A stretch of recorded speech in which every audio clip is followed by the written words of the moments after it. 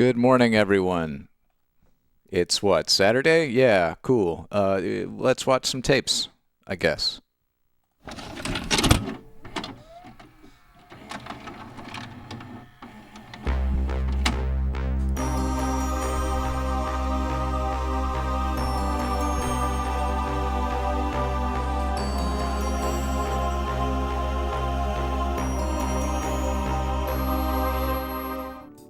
Howdy doody, everybody. Welcome to a special Hit the Bricks variety stream edition of Golden VCR. I've got a stack of tapes here, and the deal is today, everything is eligible for hitting the bricks at 10 minutes. So, if we watch something all the way through, that will be a real exceptional thing. Or else it's a short tape. So, let's not waste any time. This is a short attention span stream. We're not gonna like go into great detail reading the back of the box and stuff. I can do that while we say hello to your friends. All right, hell, let's start with that. Sure. Thank you, seemingly Jess, for the 1,000 bits. Let's say hello to our friends while we get things rolling here. Boom. You guys. Hope everybody's doing well today. I can at least pull this up. Get ourselves situated.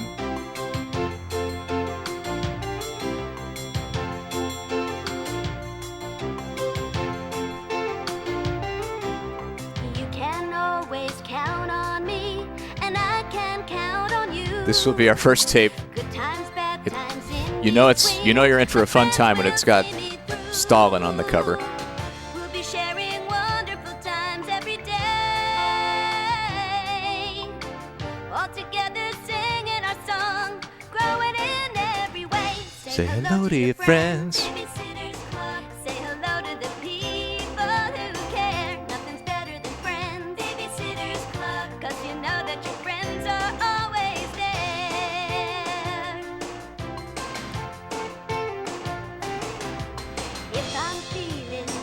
On 3 nights in early April 1951, thousands of Jehovah's Witnesses from Ukraine, Moldavia, and the Baltic lands, men, women, and children, were loaded into boxcars and exiled to Siberia. This is possibly the most discordant thing to read over the Babysitter's Club theme. Say hello to your friends, Babysitter's Club. Say hello to the people who care. Nothing's better than friends, Babysitter's Club. 'Cause you know that your friends are always there. This is a 54-minute tape produced by Watchtower Bible and Tract Society, i.e. the Jehovah's Witnesses.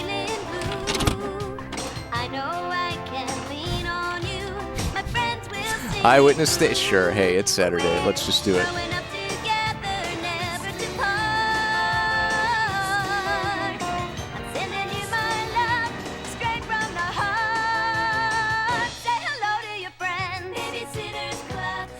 Yeah, 10-minute pull and then hit 10 minutes and then hit the bricks pull.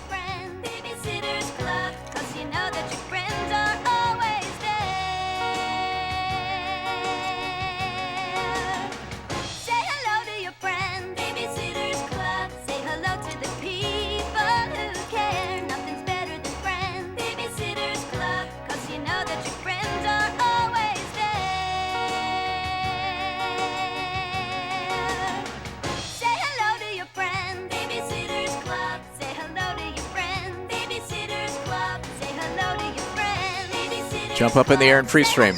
Jump up in the air in unison, freeze frame. Jump up in the air and freeze frame. Come on, do it. Do it. Jump up in the air. Freeze frame. You're skipping. Get a little higher. Ah. All right. Well, thanks to Facebook for supporting the stream and celebrating the 6th birthday of I Spy a Moose's boy. Happy birthday to your boy.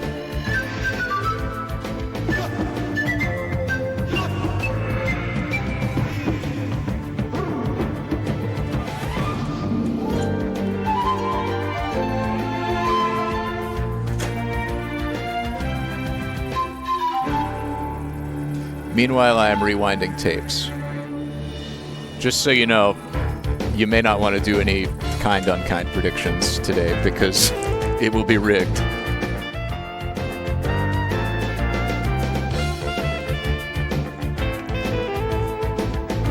Also, I was just thinking, I am the most unkind VHS person in the world because I've taken in hundreds of tapes and then I never rewind them when I'm done.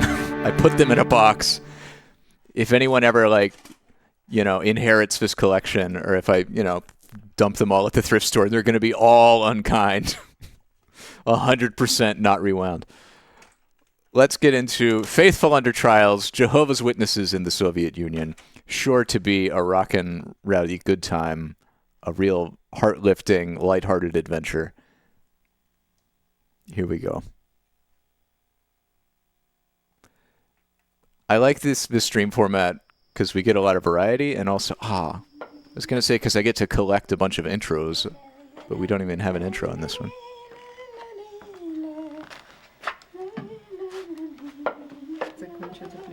So real talk, Stalin was bad, and very typical families. Mass murder and starvation and deporting people to Siberia is not cool. They felt secure.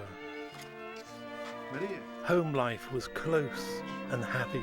I really didn't know there were Jehovah's Witnesses in the Soviet Union anyway. They knew that they were being watched, but nothing could have prepared them fully for the events of that night. Анюша, ты можешь это закончить завтра? Хорошо, папа.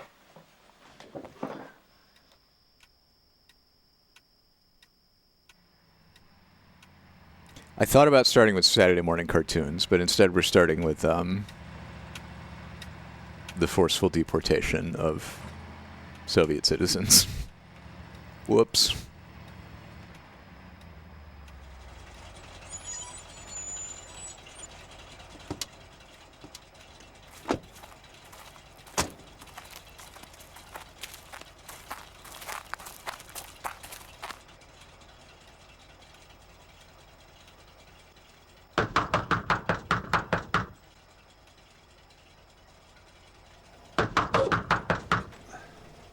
We still do have cartoons.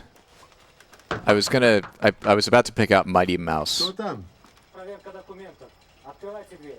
but I didn't want to hit the bricks on that one if it was good.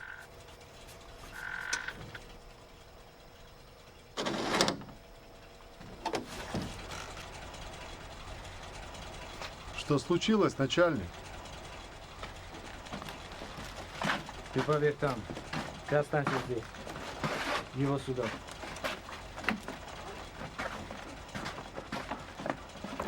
Or no, wait, Courageous Cat and Minute Mouse. Sorry, Mighty Mouse is different. Садитесь. Although we did watch an episode of Mighty Mouse on the pre-Golden VCR VHS streams at one point. Вы Тарасюк Николай? Да. С вами проживает Мария Павловна, Анна Михайловна, Иван и Настя Тарасюк? Да. В соответствии с решением советского правительства, вы и члены вашей семьи подлежите выселению в Сибирь. На вечное поселение за антисоветскую деятельность как активные участники нелегальной секты свидетелей Иеговы. В вашем распоряжении 2 часа. Что мы сделали плохого против государства? У вас есть возможность остаться, если вы подпишете документ о прекращении всякой деятельности с сектой свидетелей Иеговы. Мы не можем этого сделать, начальник.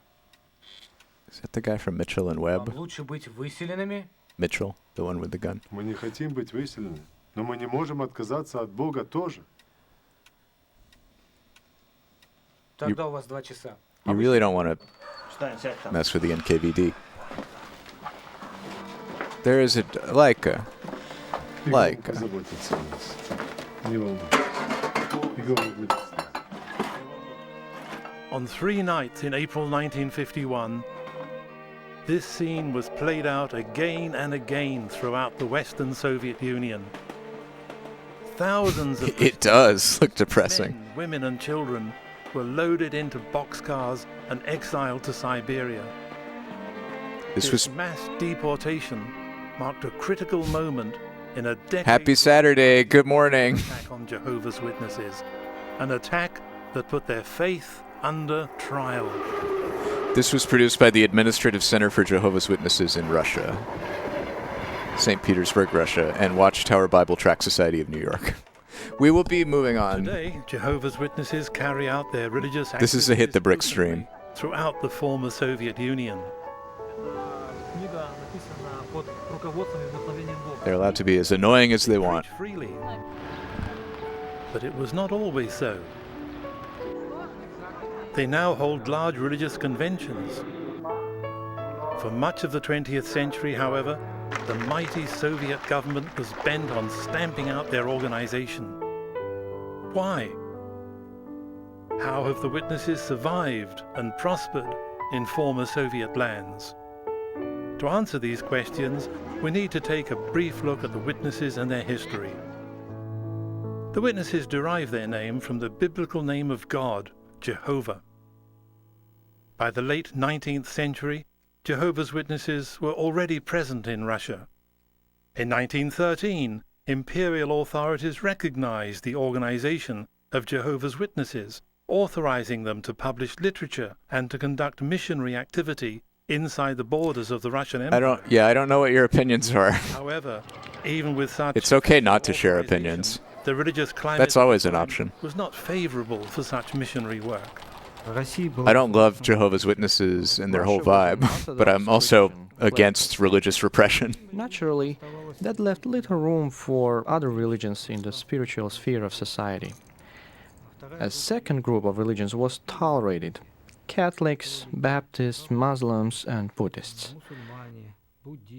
There was also a third group, the intolerable religions. They included practically any other religion. They were persecuted, spied on, and in general ruled by the authority of the police.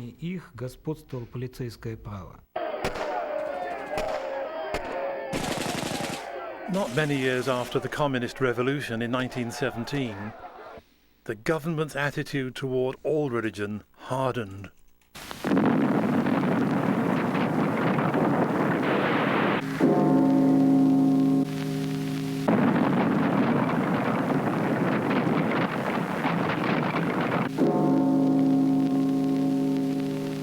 Yeah, I'm not a big fan of proselytizing. By 1940, the Soviet Union had expanded to include Western Ukraine, the Baltic countries, and It just seems Moldavia, really rude to territories where many Jehovah's Witnesses try lived. and change someone's fundamental With this spiritual expansion, beliefs. the Soviet Union suddenly acquired thousands more witness families.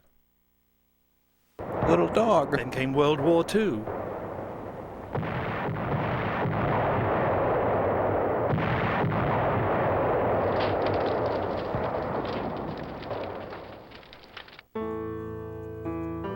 Many Soviet citizens found themselves prisoners in Nazi camps where Jehovah's Witnesses had been imprisoned for their faith. Hundreds of Soviet prisoners accepted the Witnesses' beliefs. When the war ended, they returned home as Jehovah's Witnesses, further increasing their number in So the they were country. proselytizing to fellow.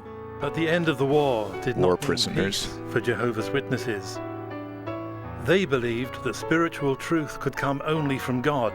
That's me This trying was to in rewind a direct tape conflict with the state, that's a little bit because the state was committed to a very different principle, stubborn. as proclaimed by Lenin decades earlier.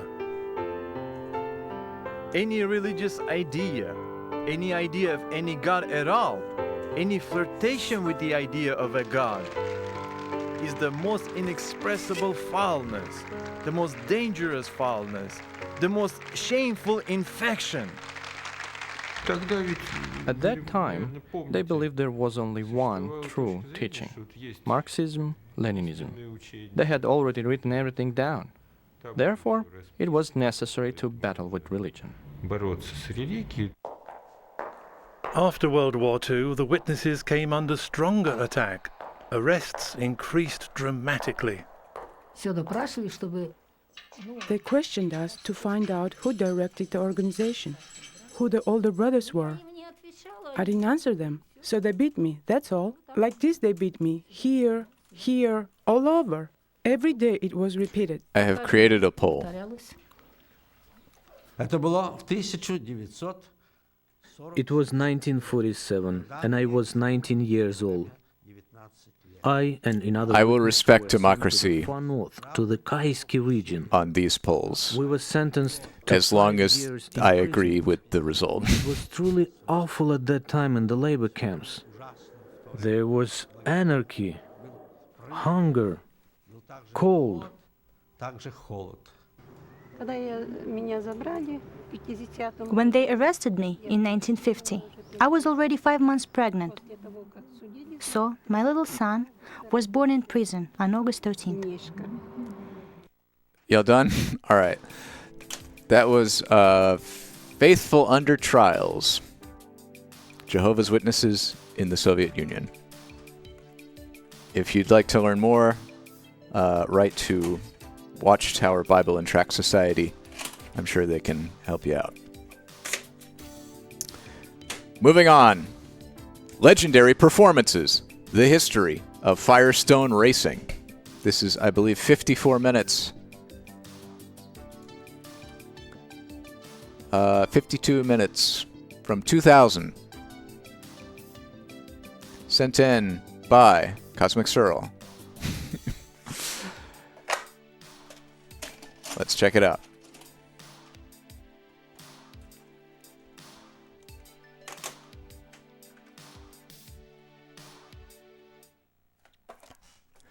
The history of auto racing is celebrated in this walk through time. Scan the vaults of Firestone film and video libraries as racing history unfolds from America's legendary tire manufacturer. From the board tracks to the pursuit of land speed records to the advent of NASCAR, Firestone was there. The first victory at the Indianapolis 500 began a magical streak of dominance of a speedway that continues today. Interviews, profiles, archival, and modern racing footage highlight this endearing special. Is this an intro? Kind of. Maybe. I'll just get it to be sure. Sometimes it's like not a production company and not like a discrete thing that we can clip out and it just segues into the program. But may as well capture the vibes.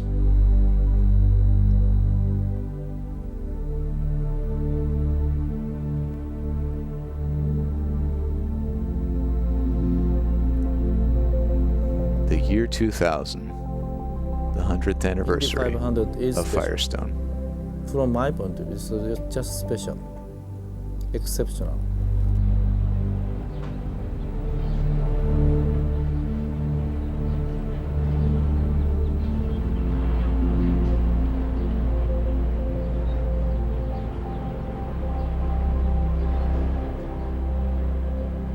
In the year the racetrack has become the greatest proving ground of the automotive industry. It's an hour until the race begins, and there are already more people packed into this huge field than attend even the largest football and baseball games. Here they come. That famous checkered flag is ready, and he's over. In the year 2000. It began innocently enough in 1900 with the advent of the Firestone Tire and Rubber Company, and continues today with thousands of independent dealerships all across the country. And this will be. We love tires. I guess you can't have auto racing without tires. 200 laps or the 500 miles, and off they go. 33 iron steeds go roaring around the 2.5-mile oval. A spectacle that resolves itself into a madcap merry-go-round as the demons of speed streak by in blurred confusion. For 16 consecutive years, every winner of Indianapolis has thundered down the straightaway to the. This is kind of neat to see Firestone tires. Auto racing footage from like the 30s. He might be making a move at one. They are side by side, and he's got the move. Before the cars looked so stupid. Davy Jones into second, and there goes. Look at those stupid cars. The victories that dot the Firestone highway of success add up to a storied tradition. That man loves milk. Unparalleled. Is that a tradition? Do you drink milk after you win a car race?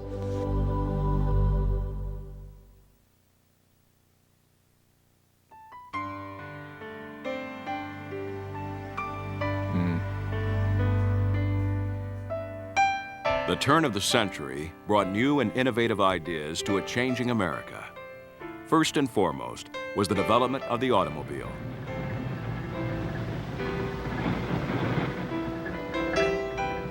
With the boom in automobiles, the development of the parts needed to make the machines run was inevitable. And in 1900, Harvey S. Firestone launched the Firestone tire brand in Akron, Ohio. Zumi, a funny car. I had driven a buggy equipped with rubber tires and was fully convinced that when the people knew the advantages of rubber tires, all buggies and carriages would be so equipped. In 1905, Firestone made a deal with Henry Ford for 2,000 passenger car tires, and the rush to provide manufacturers was on. From the beginning, American and European automobile makers used racing to sell cars, as manufacturers found that success on the racetrack translated into increased sales of their product to the public. The reason for all early racing was to prove the worth of automobiles. Certainly not to begin with. It was never the intent to have contests that would show which driver was better than the other. The idea was to show which automobile was better. I mean, I also have a timer going. And that's the one that you would go and buy. And this one. Next in the market to buy an automobile. It was racing that continued to provide an outlet for products to be tested against one another. And it was the Indianapolis Motor Speedway that became America's great testing ground. There's Eddie Rickenbacker with Harry Hart and Harry Bennett of the technical committee. Eddie used to drive this old track himself before he became Captain Rickenbacker, America's wartime ace of aces. Captain Rickenbacker, why is the Indianapolis race important to us ordinary motorists? Because this is the supreme test of cars as well as driving. 500 miles here is equal to 50,000 miles of ordinary driving. Constructed in 1909, the Speedway played home to many events. It's a race, and with every motor roaring its challenge of power, the Indianapolis race is on. In 1911, the Speedway Is that where they got would be best. the name for the UNN Rickenbacker, the ship from System Shock 2? Arm and Wasp won that first race on Firestone tires. Years later, Haroon talked about the event. Well, there she is. Winner, 1911. The Marmon Wasp. And it took a lot of courage to drive this baby. We designed this car to carry one man. I figured I could save weight and get more speed by riding alone. The job of the mechanic in those days was to watch behind and notify the driver when other cars were trying to pass. They claimed that it'd be dangerous for me to ride alone, so I rigged up this little gadget. This, Mr. Reed, is the first... So Warren Spector was actually attached to System Shock 3. An incredible streak of wins at Indianapolis for Firestone. But I think it's in development hell. Only part of the success story. America soon went racing crazy, and all forms of auto racing began to flourish. From horse tracks to hill climbs. Yeah, it's officially dead, apparently. The need for speed in America began to emerge. Bicycle racing, of course, had long been I don't know. recreation as well as sport. The emergence of the velodrome racing venues, much like the ones used today to race bicycles. Warren Spector had this studio, Other Side Entertainment, and they did a game a couple years ago that was like a spiritual successor to Ultima Underworld. But it did really bad. It was like a commercial disappointment, and the reviews were pretty bad. And then apparently Tencent somehow got the rights to System Shock through some acquisition. Ah, the board track era. With turns banked as sharply as 50 degrees, board tracks were fast. So there's like no official word on System Shock 3, but it seems unlikely that it will happen. Everything was Sadly. sort of spectacular. The money was great. Prey was good though. Prey is my System Shock 3. The horses were huge, and they were looking for spectacle, and speed was grabbing everybody's attention. We're at 7 minutes 20 seconds on the tape. 40 degrees banking, and it covers. That's what I'm going by. Degrees banking.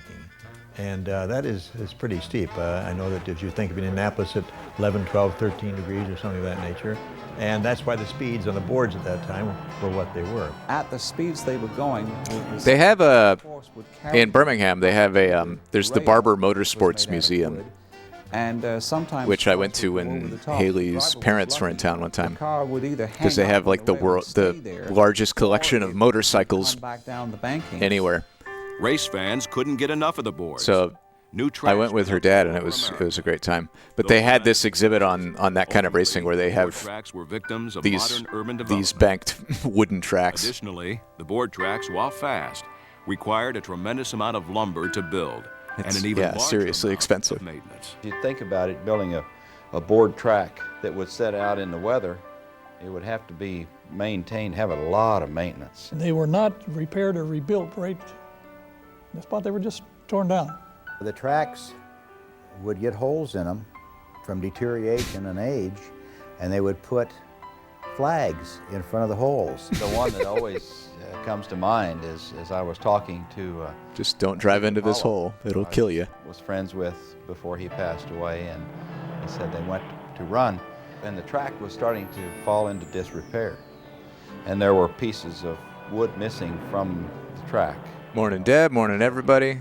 If you're just joining us, we're doing a Hit the Brick stream. Running down the back straightaway going into turn 3, and there would be a head laying in the middle of the racetrack.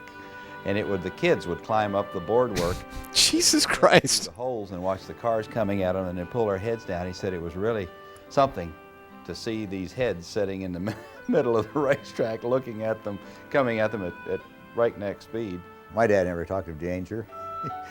Whether it was dirt or whether it was brick or whether it was board, it was just a place to race and put bread and butter on the table. Board track racing, without it, we would not have had the sophisticated race car that we have today. Oh, it's Gorlak. How you doing, Gorlak? For speed and for lightness. And we're watching from running the board tracks, a stack of tapes that no one wants. Tremendous rate. What was particularly after 10 minutes, we vote races on the board to hit the bricks. Is those were the same tires that everybody used to drive on the roads, and the tires were selected back then by the racers because they were the best tires that could perform on those very. You were getting Firestone ad now. Very unlike today, where the tires are specifically designed for racing and not the same as a passenger car tire. I think that makes the feats accomplished by those tires. They were just talking about the banked wooden board tracks that are like a 45-degree angle, just the problem and how they would get holes in them from deterioration that they would just leave there. Going in the late 20s, some of them, but the Depression had as much to do with the question about Captain Rickenbacker was whether he was the inspiration for the UNN Rickenbacker in System Shock 2. The last of the original board tracks was shut down.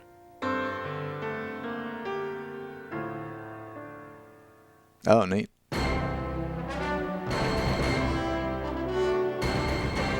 What a great game that was.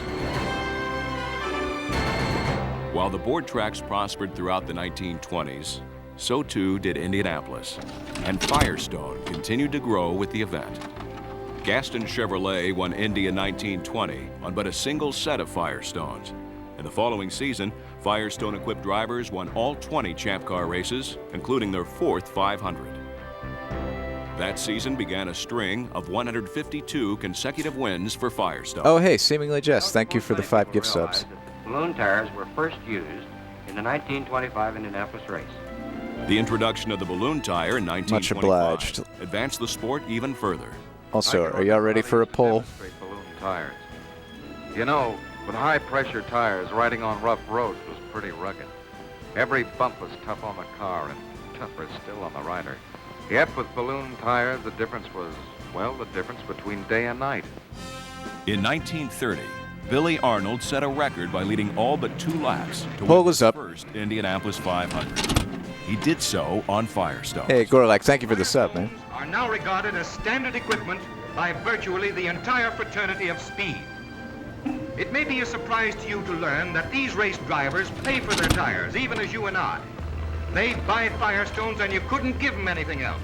Z-Fan, thanks for the cheer. Long and perhaps bitter Banking them fun points, are you? in a race as long and grueling as the 500-mile classic, tires can mean the difference between a winner and an also-ran. Howdy, Louie. You ready for the race today? Well, here's one part of the car that's always ready. Fred, what kind of tires are Fred Frame. By all means, Firestones. I have over $10,000 invested in this car and a little over 3 years' work, and I wouldn't risk my neck on anything else. That's a great ad read, Fred. Perfectly. On Firestone. All right, we're sticking with Firestone. I'll pull again in a bit. Put them on. Forget them. Maury, what's the best thing on wheels here today? Right there is the best thing on wheels. Play it safe, Tony. I already have. Man, they got every driver in their pocket. Going to finish in the money today? Well, if we don't, it certainly won't be the fault of these babies. Hiya, Red. Gonna bring home new shoes for the baby? Ha ha! My baby's got shoes. Firestone. Let's go, gang. Sorry, this is the best vintage tire ad I've ever seen. It's so organic. But in 1937, they began another streak. This one would run longer than 25 years.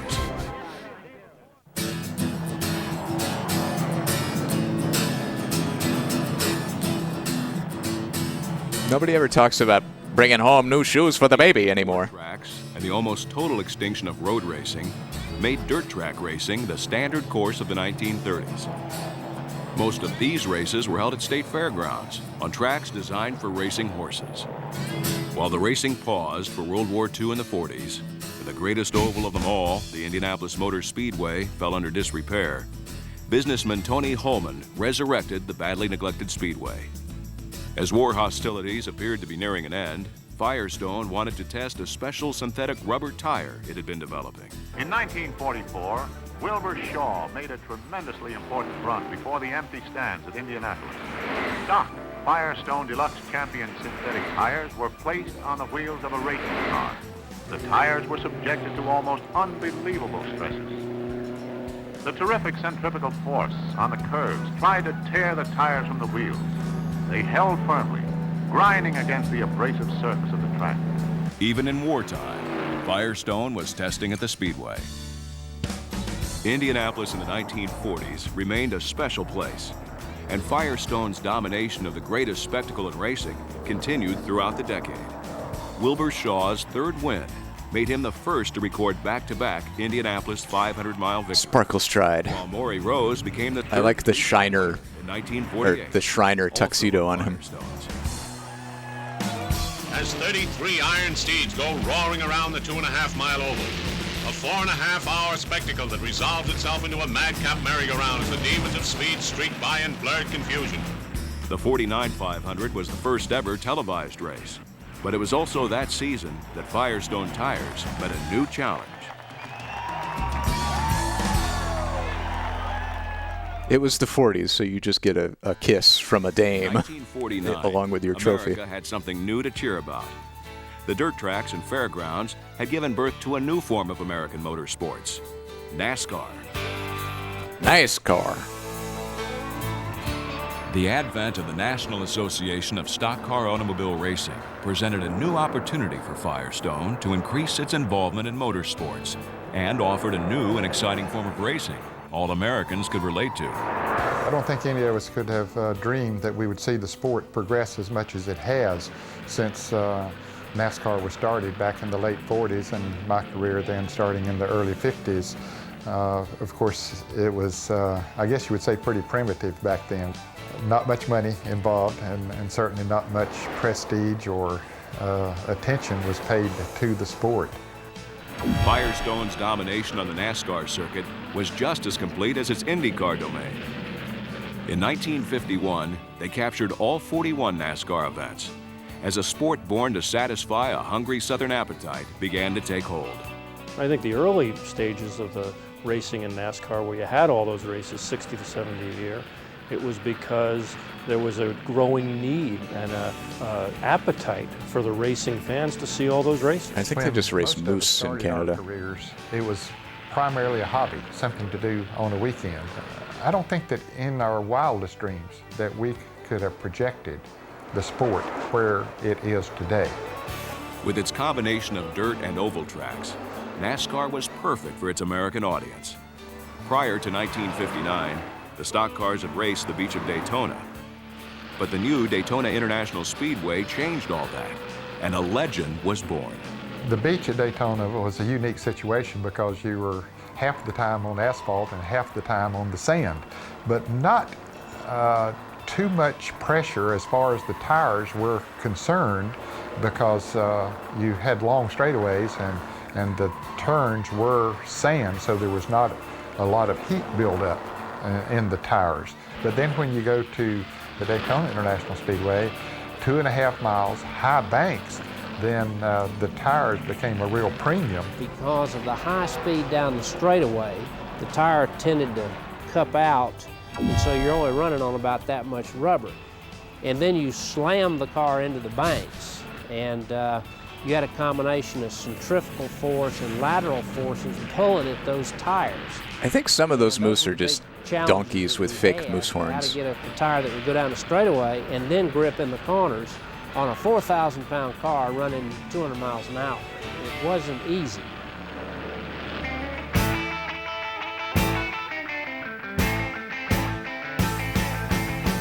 '19-time Winston Cup winner Buddy Baker was one of Firestone's chief test drivers. I started out racing a little bit, and a guy named Humpy Wheeler watched me run and said, you know, with a little polish, I think this guy has something. Guys like Buddy Baker, who we love Buddy to test because All right, round two on the no fear hit the bricks pull. Vote with your heart.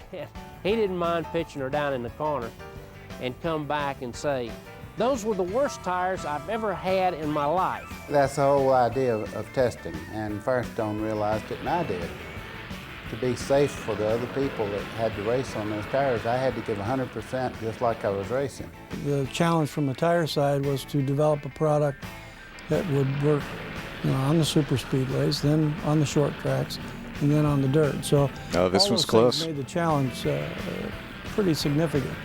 So dominant was Firestone that the king, Richard Petty, once won 27 races in a single season on Firestones. Unbelievable. I mean, it's unheard of. You see some of the success that the Jeff Gordons and Jarretts have these days in NASCAR, but that's winning 5 or 6 races in a year. Is it going to be a tie? It's a tie. He totally dominated. It's always a tie. Just absolutely blew the field away. It was on Firestone tires. After half a century of winning in other forms of motorsports, success in NASCAR meant that Firestone had met a new challenge and come out on top. A tire company participating in motorsports. Howdy, Chaz. We've been learning about Firestone tires and how they've revolutionized auto racing throughout the ages. That will withstand the speed, the pressures, and all of the things that tires have to go through on the racetrack. Then there's no question, but it has to help them to make better tires for street use. All right, we'll see what the next segment is. Automobile racing A tide poll means I get dictatorial powers to decide.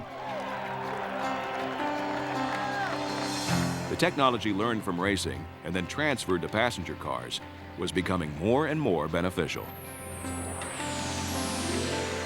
The biggest thing a race car driver is always looking for is excellent grip and long wear, so the tires are holding up at the end of the race. And it's the same type of thinking and technologies that we test in the race tires that eventually get into the street tires. Firestone continued that learning curve by branching out into other forms of motorsports. But it was Indianapolis which remained the focal point of the Firestone agenda in the 1950s. Troy Ruttman became Indy's youngest champion at 22 years of age, giving Firestone its 31st win at the Brickyard. Bill Vukovich won 2 straight 500s. And Roger Ward closed out the decade with his first Indianapolis win. In fact, Firestone tires captured every Champ Car event of the 1950s. But there was change on the horizon. Those are some horrifying children. Would soon replace dirt at many of the racing venues. This created a new challenge for Firestone's engineers, a challenge that continues today. One of the big challenges for a race tire manufacturer is to develop tires, constructions, and compounds that run on a wide variety of pavements and not just one. Our sole purpose is to make the car stick to the track. Ovals versus street course versus 240 miles an hour. That guy looks like athletic John Goodman. Kind of like a cook. The 1960s were a time of radical change in America, but not for Firestone. Jim Rathman, A.J. Foyt, and Roger Firestone changed nothing. 3 Indy 500s of the decade. A.J. Foyt, a true champion in every respect. Firestone resisted social change for as long as possible. I had tears running down my eyes. I was happy. It was just unbelievable. Development skyrocketed as the tires began to employ lower profiles and wider treads. Turn speeds, boosted by increased adhesion, jumped dramatically. Parnelli Jones' win for J.C. Agajanian made it 42 wins for Firestone at Indy. I didn't go to bed until about 12, 1 o'clock that night. And I woke up probably about 2. And I ran into the bathroom and pinched myself and looked in the mirror to make sure that I had won the race. And it's that kind of thrill. A.J. Foyt's second win in 1964 and Jimmy Clark's victory the following May were on but a single set of tires.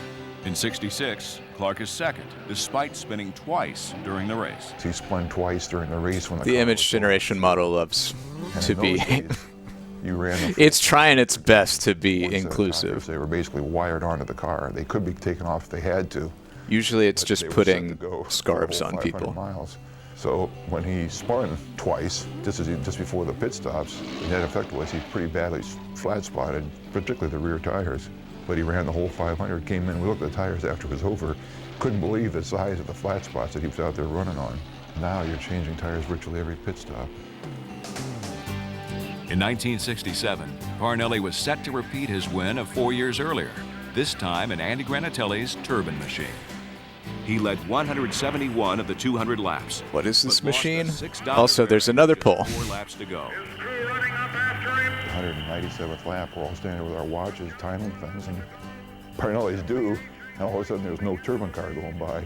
We're all looking down the 4th turn, and where's PJ? And he didn't come around, and he had something seized up, and he had stopped down there between 3 and 4 somewhere. Oh my God! Why are we less brick? We're more brick averse than we were before. I just figured that I was soft pedaling it, and I know. I mean, all right. Why it broke, I don't know. We can watch this. Parnelli Jones and Firestone are almost synonymous in racing. I don't actually. Do they call it the Brickyard? Racing he was associated. If so, why? The race It's not made of bricks. More diversified then. I mean, you had to run. It's made of asphalt. Dirt, but you had to be able to drive. Whatever. We're learning a lot about couldn't survive on material sciences 12 races in a very cursory way. Had to go. You know, I used to run 65, 75 races a year. We were learning about the banked wood boards that they used to race on, Within a couple laps, and what a bad idea that was. He could run all day. Because children would poke their heads through it. Knowing at what point that car, he'd driven it to the limit. Firestone been a great part of my career. He had total confidence in what we were saying, and if we did something, he just understood and went along with it. He really trusted us. In any car he ever got into, he drove as hard as he could. I think he was totally dominant in the Trans Am in 1970. And then in the Baja, I mean, anybody at that time that could run from Ensenada to La Paz in 13 or 14 hours without taking any break and driving that whole race by himself, when every other driver, every other team had relief drivers, is incredible. I look back and think, God, I did a lot of things, but I don't, it doesn't, I mean, it makes me very proud, don't get me wrong. I'm very proud of what I've done. But it's like somebody else did it, to me. I mean. Seems convincing. That's probably what it looks like. While Parnelli Jones drove the wheels off everything he touched, it was Mario Andretti who helped PJ promote the Firestone brand name. Like Parnelli, Mario won in everything he drove. His victory for Firestone in the 1967 Daytona 500 at but 20 years of age was proof that his racing talents were indeed extraordinary. In 1969, though, he crashed his state-of-the-art Lotus at Indy in practice. We had no idea of what we had for a spare car. We had no idea how it would go on the super speedway. And it was certainly not set up for that, believe me. The total time, Mario Andretti, 3 minutes, 31 and 95 seconds. The speed, 169.851. And he now moves alongside A.J. Foyt, who is still on the pole. Andretti's fast time with the old Bronner Hawk might have been partially due to a unique tire stagger that Clint Bronner and Jim McGee stumbled onto in the spring, but it's saved for Indianapolis. We had a little combination there, a little tire combination, stagger combination that we would do ourselves. I mean, Firestone wouldn't do it. And, Spinkster! Oh, what a little that's why spumdingler. Even the Hawk was so fast at Indianapolis. He's cruising those slank dibs all the time. We had a little bit of an advantage because we were running stagger at that time and nobody else was running it. And here's the checkered flag. Pat Badan holds it and waves it for Mario Andretti, winner of the 1969 500-mile race. 2 or 3 times, I think, in your racing career, you get goosebumps, you know, when things happen. Spinkster is so wiggly. If you want another look at him, as a reminder, these are posted in the Discord in the Ghosts channel. It's a thrill of a lifetime. Parnelli Jones and Mario Andretti, 2 of Firestone's finest, setting the stage for the growth that was still to come.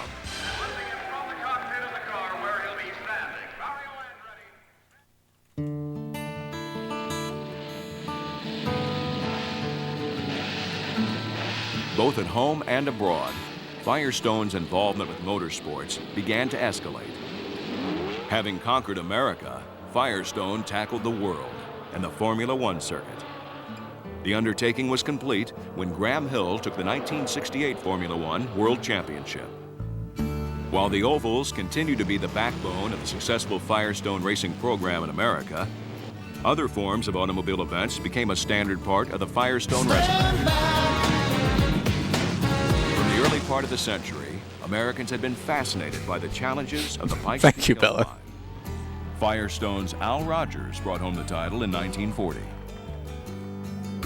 But for one family, that challenge has always meant something special.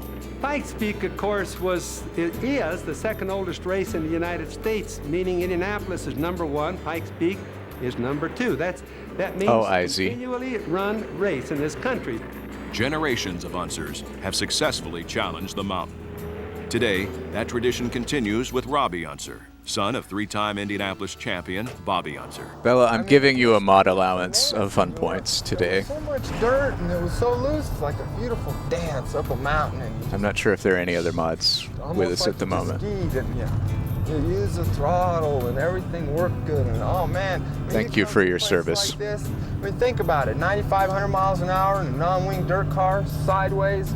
I mean, I tell you, this is what God's all about, racing up there.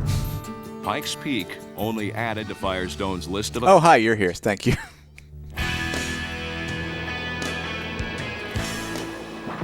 My B, didn't see you there. One of the more mod allowance for Firestone was the pursuit of the land speed records. The assault on speed had been a part of Firestone lore as far back as Barney Oldfield. Oldfield's Benz had set new records for short distances clear back in 1909, inspiring him to outline his car with the inscription, "My only life insurance, Firestone tires." By 1940, Salt Lake's own mayor, Ab Jenkins, had set new land speed records on Firestones. And by the 1960s and 70s, Lucky Louie, that speed had reached astounding proportions. One of the fastest men on earth, Art Arfons. I went to Firestone and told them I was going to build a land speed car. And they said, well, what do you want us to do about it? And I said, well, I need tires. Ooh, I love his third eye and his additional third eye. We'll furnish the tires and wheels. And we never had a signed contract or nothing. It was a gentleman's agreement. Couldn't do that today. What are you going to be shooting for, Art? People aren't gentlemen anymore. Well, sound barrier? No, 6 sounds plenty good to me right now. About 600? Yeah. Lots of luck, Art. Every time I'd set a record, I'd go in and see Firestone, and they'd settle up with me. I got so much for each record. Arfons built one machine after another, each one dubbed the Green Monster. Someone back when I first started racing, I painted it green, and it was a real ugly thing. It didn't go fast, went 85 miles an hour. And it was a 3-wheel job. Oh, he's very mosaiced for some reason. The announcer said, bring that Green Monster back up and run it again. That he did. 3 times Arfon's Green Monster set the unlimited land speed record on Firestones. But he also contributed to 2 important safety devices since made mandatory, the overhead roll cage and the parachute. This guy was just so innovative with basically nothing. No money or anything powerhouse, and he could make things happen. And I think he was very much enamored with horsepower. And that's what's driven me is horsepower. That's why I got these big engines sitting around here. In the mid-60s, Art staged an ongoing battle with Craig Breedlove that saw the land speed record change hands 6 times, Art ultimately topping 576 miles per hour. A lot of people didn't think you could go over 500 miles an hour with a tired car. They said, don't have a tire, just make the wheel a round aluminum tire, but don't have a rubber tire. We were determined to have that tire and make it work, and that's one of the greatest things Firestone ever did. Eventually, Craig Breedlove would... Of course Firestone would want there to be a rubber tire. ...to return to the salt flats once again. But crashing at 600 miles per hour isn't much fun. And for Art Arfons, a faulty bearing meant the end of a dream. I didn't get the right lubrication in this wheel. It's a front wheel bearing. And it's melted into one chunk and fell right off at 610 miles an hour. Okay. Today, after building 27 such green monsters, Art still works out of the same... We are at 34 minutes on this tape. There's about 20 minutes left. I'm doing one more poll just in case we want to move on. Even as old as I am If now, y'all are digging it, we can stay with it. I don't have the car and I don't have the age. I'm embracing democracy today.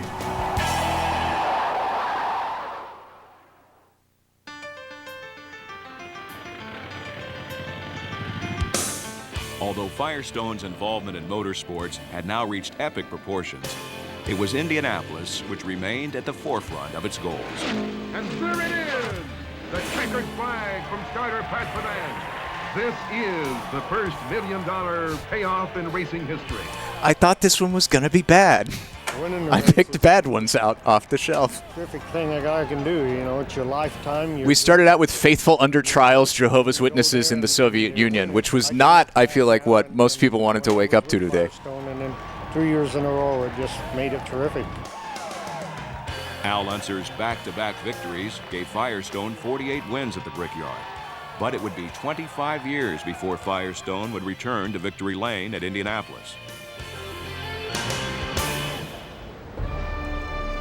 There's no question when Firestone announced departure from the big forms of racing in '74, there was a huge void left in a lot of the company, and the morale was very low. There was a lot of disenchantment. Just the idea of seeing an Indy 500 without us in it was just mind-boggling. And that lack of interest, or the decline in interest, was really because a lot of sponsorship money was becoming involved, and the days of drivers and teams just picking the tires because they were the best tire to have on the car. Gotta go fast. Overshadowed by sponsorship contracts that were coming in, and it kind of turned the Firestone family off, and they wanted to look into other areas to spend their time. The decision to end a long-standing association with all forms of major motorsports was a difficult one, but Firestone was far from finished. They soon turned to other areas of interest. We had exited Indianapolis racing, and we're focusing on making tires in a more of a production-based atmosphere. And they weren't so much race tires as they were... Now we're getting into the tire engineering. And so we were looking for arenas where we could sell tires. Of course, drag racing was a key area. First half of the tape is about fun auto racing. Second half of the tape is about the tire business. Short amounts of time, and then stopping abruptly at first may seem absurd, or does it? For Firestone and its racing program, the chance to develop the world's fastest short-distance tire was... Why are there furries in that? One thing I learned when I worked in drag racing is... Sometimes you get furries. In a sport where the difference between winning and losing is separated by thousandths of a second. Just a little treat. Every little competitive advantage you can get is the difference between winning and losing. During the 1970s, Firestone dominated the pro stock division on the National Hot Rod Association circuit. Ed the Ace McCullough was another Firestone test pilot. A funny car specialist in those days, McCullough began his successful career on Firestones. They were there in my beginning, and we sort of picked the ball up together and ran with it, and we had a little bit of success. And to be able to be the first driver to win a national event on Firestone tires gives me a lot of pleasure, and I'm proud to be a part of it. His first win here at the Winter Nationals set the stage for his 1971 U.S. national title for Firestone. It was extremely exciting. There's one horrifying furry in the back. Dog out there, and Fun Neat Car. we're the only guys out there with Firestone. Is that Fun Neat Car? It's, Are they doing Fun Neat to me, Car? And it's a prestigious race, and it means a lot.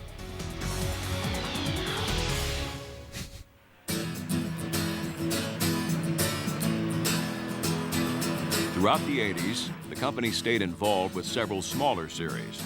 The Firestone Firehawk Endurance Championship was one such series. These road race tests featured street stock and performance cars, all touting Firestone's newly developed Firehawk line of high-performance tires. The series was a hit and ran for 10 seasons. Then in 1988, Bridgestone, the Japanese industry leader, purchased the Firestone Tire and Rubber Company.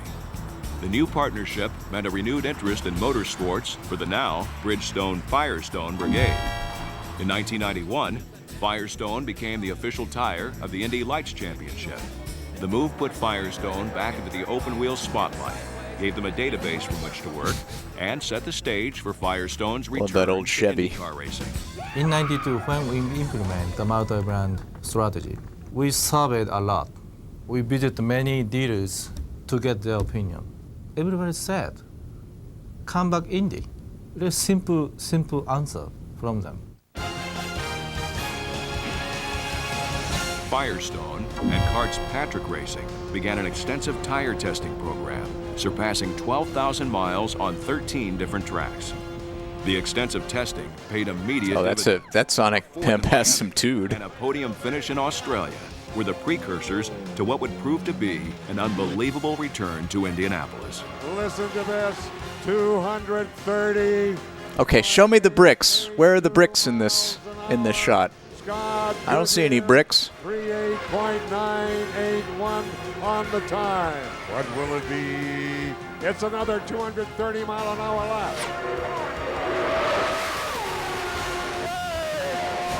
Scott Goodyear's I don't know. run put him on the front row. Firestone appeared set for something big on race day. Wait, Scott Goodyear is his name? Goodyear and Scott Pruitt bad hands for the finish. Scott Pruitt got high in turn 2. Scott Goodyear, who loves Firestone tires and races for Firestone. Hit the inside retaining wall across the grass, and one of the leaders is out. It was heartbreaking, and, it was truly disappointing, and being so close to your dream and then just having it just turn into dust. But there's drama yet to play out for Firestone. And Goodyear went around the pace car.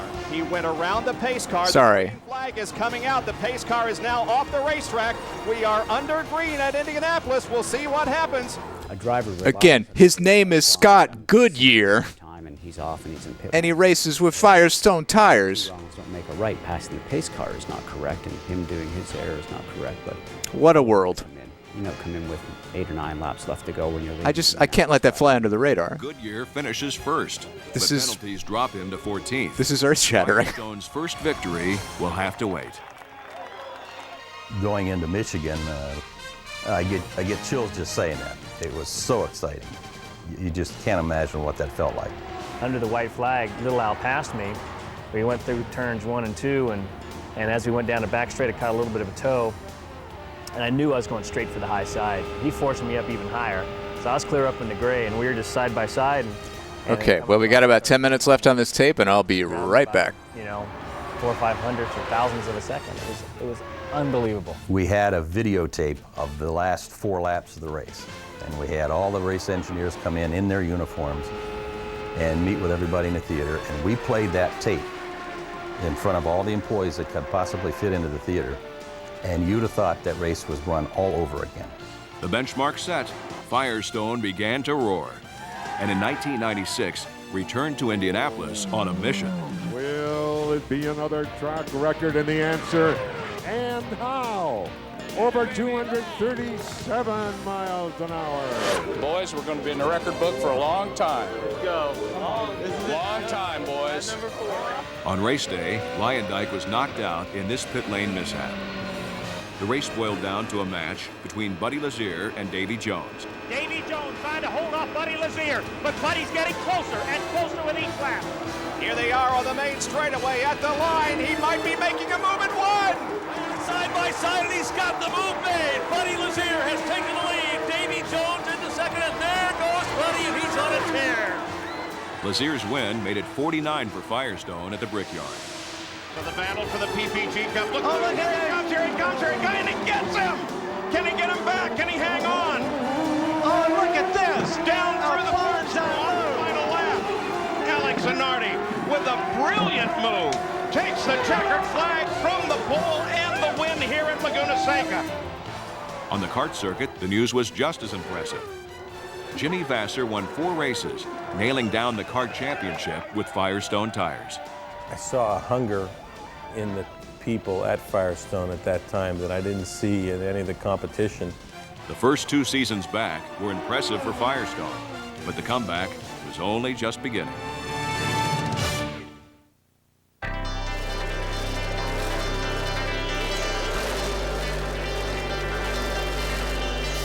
Firestone continued to set new standards. After 2 days of rain, the 81st running of the greatest spectacle in racing got underway for good. The race came down to a battle between 2 savvy veterans, Ari Lyondike and Scott Goodyear. Scott Goodyear again. They're halfway through the backstretch and headed toward Gary Lee. It's like Donald Pepsi being the president of Coca-Cola. Lyondike takes the lead. Winning from the pole position, Ari Lyondike's win marked the 50th at Indianapolis for Firestone. It took a couple of days to do it, which was really hard on everybody, but it was great. While Tony Stewart took the IRL championship, Alex Zanardi was the kart champion. Wait. Making it 2 straight for Chip Ganassi. Tony Stewart won IRL. Who won the Firestone was once again the in-game the IndyCar World tournament. I mean, those guys are terrific. And they backed it up, capturing 18 of 19 kart events in 1998. Zanardi making it 3 straight for Chip Ganassi. The nice thing is that our championship chase and Firestone's championship chase are perfectly congruent. Our maturation in racing has come about at exactly the same time. I mean, it's not as if they developed the tire in '96 and sat back on the lounge chair since then. I mean, it's a constant development program, a constant awareness of what else is going on in the industry, and they've certainly kept pace as well. In 1999, Greg Ray and Team Menard made it 3 championships in 4 years in the Indy Racing League. While Juan Montoya such a waste of perfectly good champagne on the kart circuit. It meant a lot, you know, especially because it was my first year, and it was something really special, you know. Over the course of our championships, four in a row, which was a tremendous feat for any sports team. The tires have been one of the most important common denominators that we've had. Firestone's just hung in there incredibly well. I just can't believe it. While the list of Firestone supporters continued to grow, the move back to Indy cars didn't come at the expense of Firestone's other motorsports arenas. Firestone became the official equipment on Bigfoot monster trucks. We've gone out with Firestone tires, being the only company or even the only monster truck running Firestone tires from the beginning, and we've won more than anybody else. Howdy. There's a lot of vehicle enthusiasts in our audience, and they see this truck. And Mbella, what is your question? They look at the tires that we run, and we win quite often, so it's got to help in their decisions when they buy the next set of tires. Bigfoot 14 has continued to set new records, pushing the long jump record to an incredible. I would say no, unless they. Oh my God. Jet airplane. It was really wild just because it happened so The shit would have to be like explicitly and deliberately sanctified. I was fine. We drove away. At least that's how I think it would work in the Catholic tradition. 35,000 people in an air show like that was unbelievable to be able to climb out of a truck and feel like that. I love that they just had random cool explosions to make it for no reason other than it was fun. When the tire goes on the car. Throughout its 100-year history, Firestone has been an innovator in racing safety. You know, one of the things I was proudest about Firestone was the actual invention of the fuel cell in the mid-'60s. That probably did as much for the safety of racing. Also Wheeler, any single because he's a thing tire man. That's ever been put in a race car, including a seat belt. A tire man named Wheeler. Mandatory fuel cell. Give me a saved break many over here. drivers' lives. Other old standards have simply improved with time. Back in the 60s, we used to have... It knows that he's a tire man. Take tire temperatures. It involved a very manual process of taking temperatures, writing them down on a pad of paper, giving a copy of that information to the team member, taking that back to the transporter and hand entering the data. Now it's a little bit simpler. We have this little handheld computer. We take temperatures, push the button 3 times. It holds 1,000 tires worth of data. We get back to the transporter, download it to the computer, you're done. While Firestone's passenger car sales have doubled since its re-entry into the sport of IndyCar racing, it's the competition that forever remains an important part of the overall racing process. I consider us all kind of frustrated jocks. We're maybe not athletic enough, or we're getting too old or whatever, and we get to do this instead. So the competition's definitely why we're here. Oh, sprint There's VCS. no question in racing, when there's competition between major manufacturers, you gain the biggest technological advances. We used to play little games with each other. We'd go to test programs and we'd leave. We'd make up data cards with the sizes and the data about the new tire we were supposedly developing. Only it was phony data. It was data that was contrived data to try to mislead Goodyear. And we'd accidentally leave one of those laying around the tire shop when we vacated. So then Goodyear was coming in next week to run their test program. Oh, it was... Then we put strychnine in their coffee. People who just stayed up all night trying to beat each other. It was a wonderful industrial competition. I tell everybody, there's nothing in it other than winning. You have to want to win, and if you have that drive, it's everything. I just can't believe Goodyear didn't get The Scott last Goodyear. 100 years have seen an incredible amount of growth and prosperity for Firestone. That would have been such From the very such first synergy. passenger car to the racetrack, Firestone's technology and products have been designed to make lives better and safer. People forget. Thank you, Firestone. A limited number of years ago when a set of passenger tires would be good for 10 or 15,000 miles. And today the technology is such that 50, 60, 70,000 miles is very, very commonplace. Everyone, please thank the Firestone Tire and Rubber Company for making your life better. Some way, you know. This is And I mandatory. feel that what we've done. Please write a short essay about how Firestone has touched your life. The first win, and to know that I was somehow involved in all that taking place from the ground level is awful exciting. My father built tires here for 39 years, and I'd come home with rubber all over him and smelling kind of raunchy. And I told him when I was going to college that I am not going to build tires. I'm going to do something other than build tires. So I get to design them instead. So Raunchy dad. Raunchy rubber daddy. Oh no. 500 win was the happiest time in my life, no question. It was just a tremendous amount of tradition, a tremendous amount of heritage. It was almost like the Green Bay Packers of racing. I think the people here in this building and the people that have been here in this building have really done a service for the world. Firestone, one thing about it, they don't wade into. Oh, a little fiery.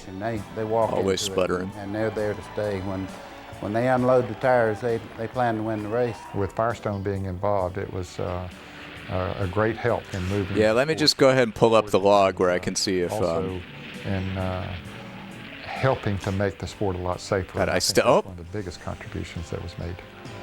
Daddy Rubberhorn. There's a talented group of engineers in this building. Engineers. I have yet to make no the mistake Ghost's about that. signal error messages in The any way. organization, if the company decides to put their minds to it, there's no reason why we can't compete at any level on any playing field anywhere in the world. Moving ahead, I know we've got many exciting moments for us. The friend has We've got nicer a lot of connotations races than the Ghosts. to win, and it's going to be a lot of fun. And this is just the beginning.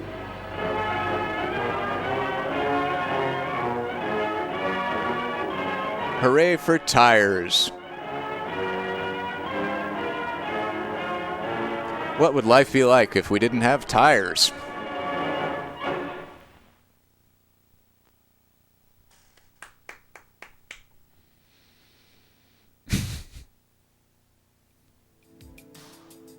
And that was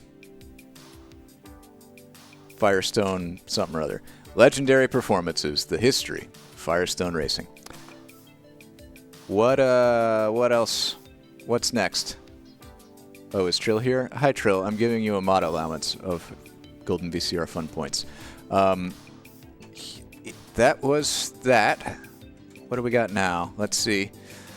I could show you what's up and let you pick, but I don't want to ruin the suspense. This is one of our Alien tapes. Up next, that is, it's like a feature film. It's 2 hours long. We ain't watching this whole thing unless it's spectacular somehow. This is Crop Circles, Quest for Truth. God, 15 people have favorited this. It comes with a little insert, too. It says, "Thank you for buying Crop Circles, Quest for Truth. We appreciate your interest and support. If you'd like to receive a free e-newsletter with updated Crop Circle information and more about other upcoming Open Edge media programs, visit our website, www.cropcirclesthemovie.com/sign-up. The website also offers a lot of fun stuff, including trailers of the movie, theaters where it's showing, interviews with the filmmaker, a chance to win free tickets, chat rooms, lots of... God, every website had a chat room. The 90s/early 2000s was such a better time than the internet we have now. A chance to win free tickets, lots of information about the crop circle phenomenon, computer animated crop circle formations, links to other cool websites, links to cool websites. We don't have links to cool websites anymore. We just have stupid monolithic platforms where rich people sell your data to get richer. There should be a Pulitzer Prize category specifically created so that filmmakers like Gazeki can be properly recognized. A quote from Roger Ebert. The website's still up? Oh my god. All right.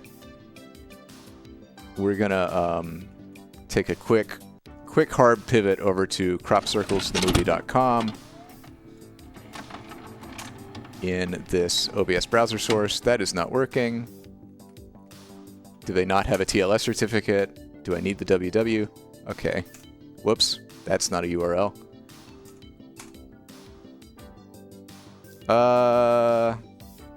Crop Circles, the movie. There we go. Crop Circles, Quest for Truth.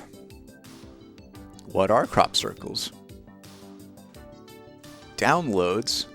Oh my god, desktop wallpaper. This is great.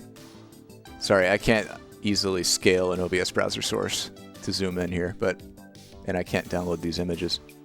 Oh, it's a beverage.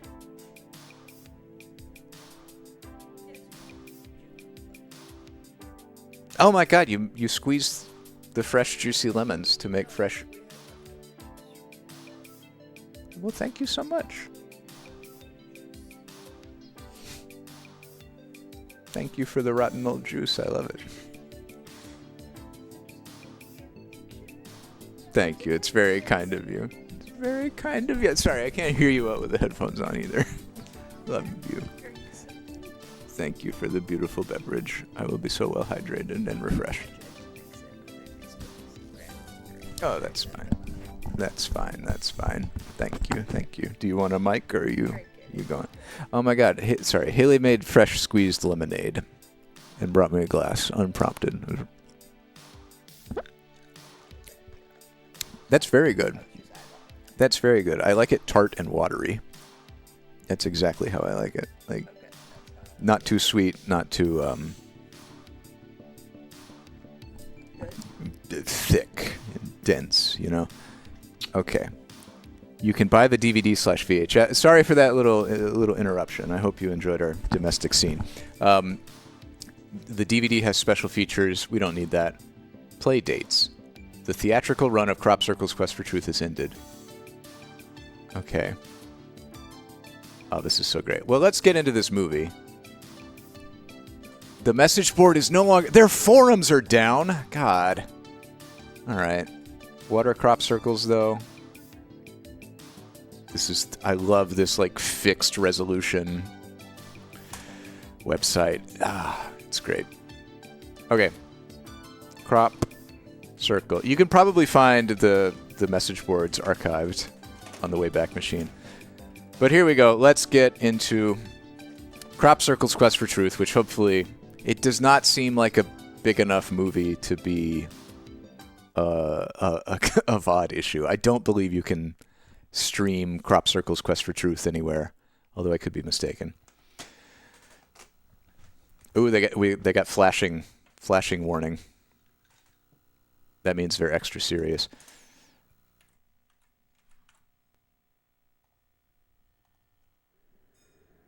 How do you understand? I don't.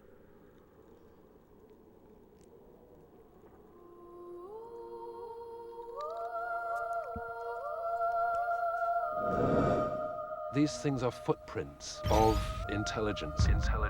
A mutual exploration of what is possible. To understand the message is to assume there might be a message.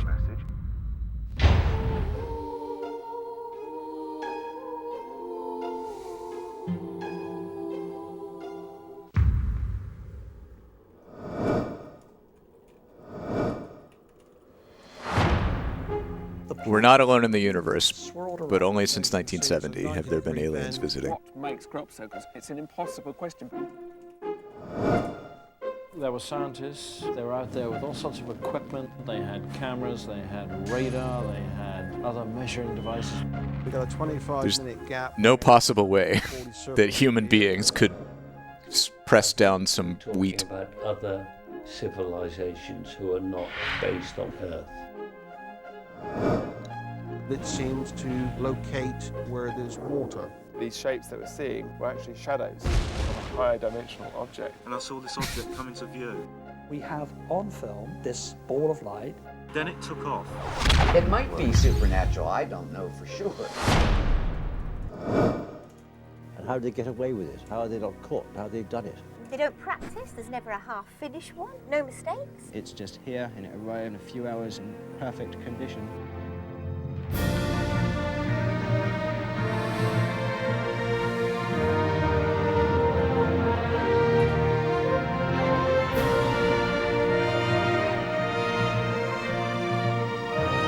Lolly Bird. William Gazecki is an American film director, best known for his documentary Waco, The Rules of Engagement.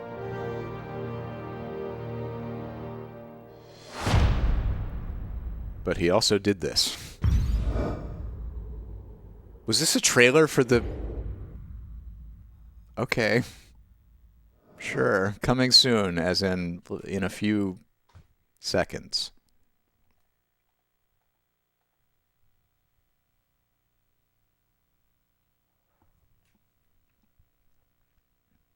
I guess that's a VHS intro, but it's so underwhelming. I'm not going to bother. I've never been affronted by the idea of extraterrestrial intelligence. I've come to be affronted by anything which can be symbolized by initials. So I think CIA, MI5, ET, UFO is offensive. A strong anti-initial perspective. A knee-jerk reaction. So I'm not interested in ETs or UFOs. I think we're talking about other civilizations who are not based on planet Earth. I think we are being taught perhaps one lesson, which is that there exist tangibly other prodigious consciousnesses and intelligences, and that now they seem to be interested tangibly, materially, in making contact with us.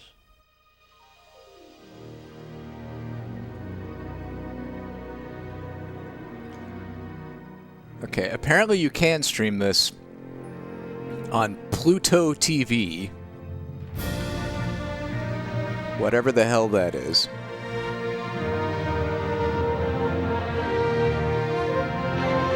I don't know why there's so many fly-by-night, ad-based television streaming services now. I can't imagine. Like, how is that profitable? their AWS bill for like, I don't know, maybe they're rolling their own video streaming infrastructure. I just can't believe you can make that much money from ads. Like, it's really what Twitch does, like, is so silly and unprofitable. The bandwidth, man. The bandwidth is crazy.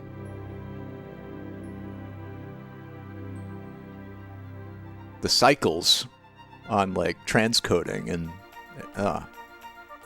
It's July so many cycles. 1983. I'm traveling between government offices near Winchester in Hampshire, England.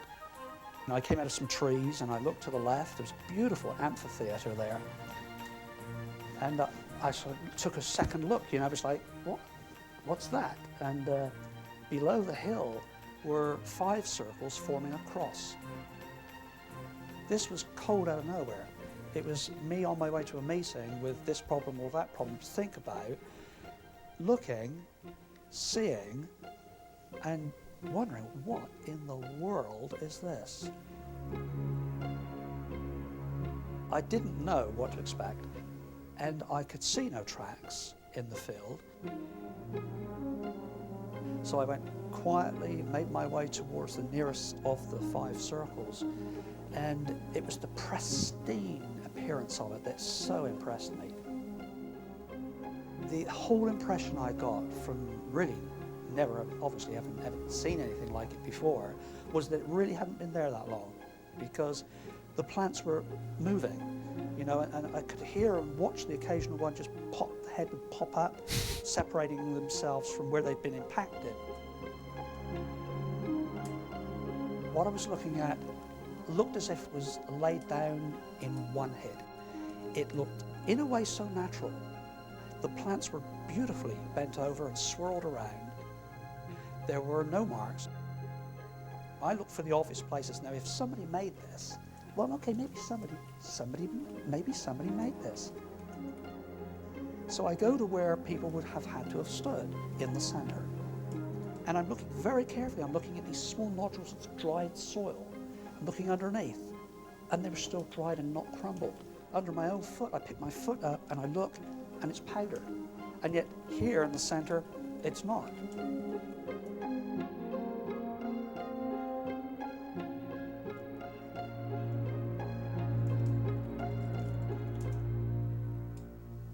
I went and found the farmer, who was not particularly happy to see me. He was eventually forthcoming in so much as he was telling me they'd had them for years. This was not a random event. This was not just a 5 circles in this one field. This documentary is not grabbing me. It's So I go and I speak to this guy. just shots of dudes talking. And clearly, this is widespread.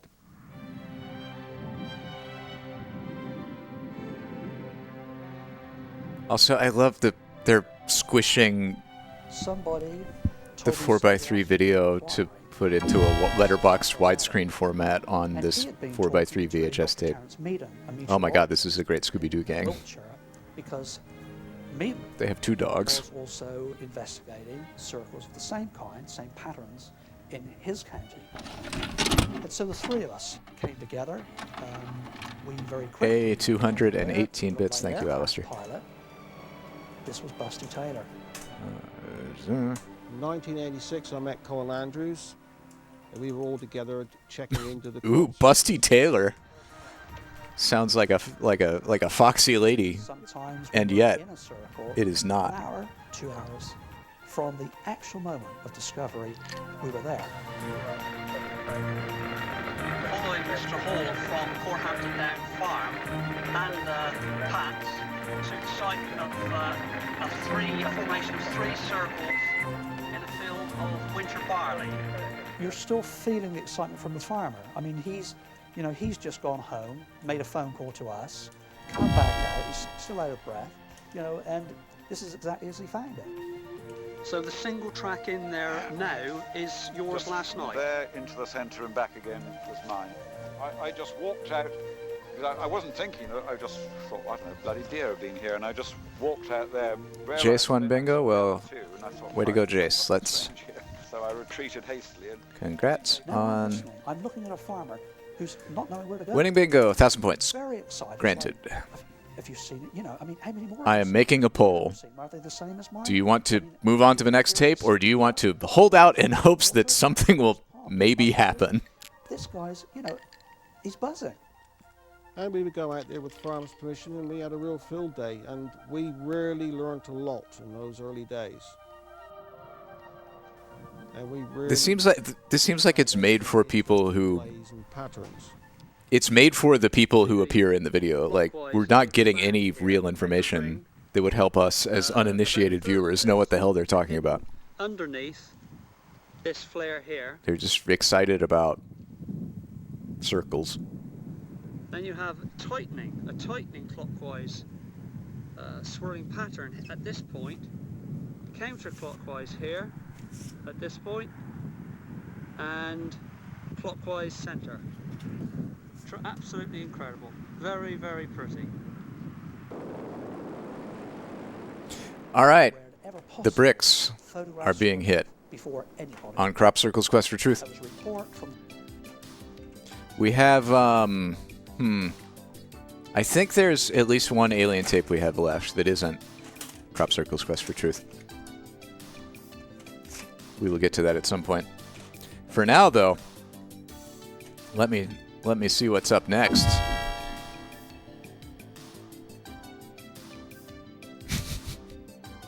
Rigged bungo. This is... Oh, God. Family First. Enclosed is the free video cassette you ordered. It comes with a little survey card that has a man's address on it, so I'm not going to linger on that. Fill us in, please. We value your comments. Check the box for more information. Yes, I'd like to know about how to improve the harmony and happiness in my home. Please have representatives of the Church of Jesus Christ of Latter-day Saints deliver a copy of the free Family First booklet. Who would voluntarily check a box to invite Mormon missionaries into your home?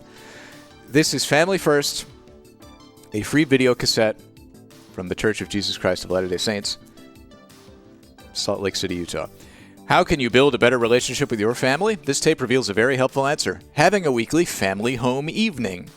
These evenings will be most successful if you set aside one night a week for your family home evening, begin each family home evening with a prayer, focus on a major discussion topic based on your family's values, interests, and religious principles, have a fun activity, and enjoy refreshments. Many families include singing, playing musical instruments, conducting family business, and calendaring.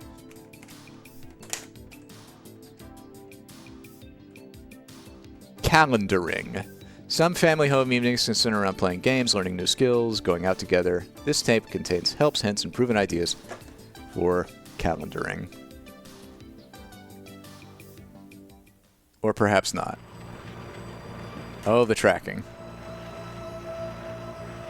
Oh, the tracking is not doing great. Where are we at here? Oh no, this looks good though. So Lisa, are you coming tonight? It's gonna get dark soon. I don't think so. Oh, it's having a real rough time. Come on, let's not waste our time with her. She's not worth it.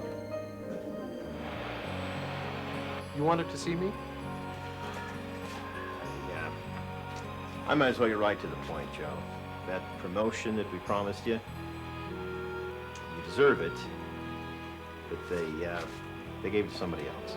No matter who we are or where we are, most of us have to deal with disappointment and frustration.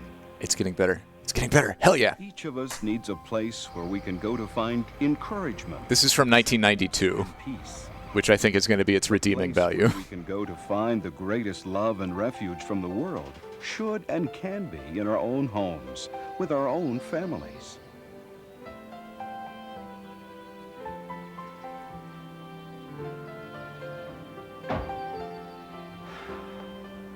What's up, sport?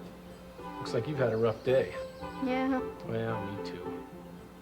What do you say we shoot some baskets? Sure. When you think about it, our family should be our greatest source of happiness. Here, Steph, put your back down. Take a shot. But families today are faced with lots of difficult problems. There aren't always simple solutions, but there are some things you can do that will help. He was just looking forlorn, having his Charlie Brown moment on the stairs. I think he was there voluntarily. That's the purpose of this video, to show you a way to strengthen your family. Look at that modestly dressed mom. It's easy to do, doesn't take much time, and it works. It's called Family Home Evening. Family home evening is sharing. It's friendship, it's love, it's strength. The family is the most important part of your life, and the way you make that stronger is to be together and to show a closeness to one another. Family home evenings are the thing that help to build and strengthen our family on a weekly basis and a daily basis. I feel that family home evening is a power more than a program. It gives parents the I'm really digging the 1992 Mormon fashions in this tape. Instruct and stay close and bond with their children in no other way that I know of. They're not all that different from 2024 Mormon fashions.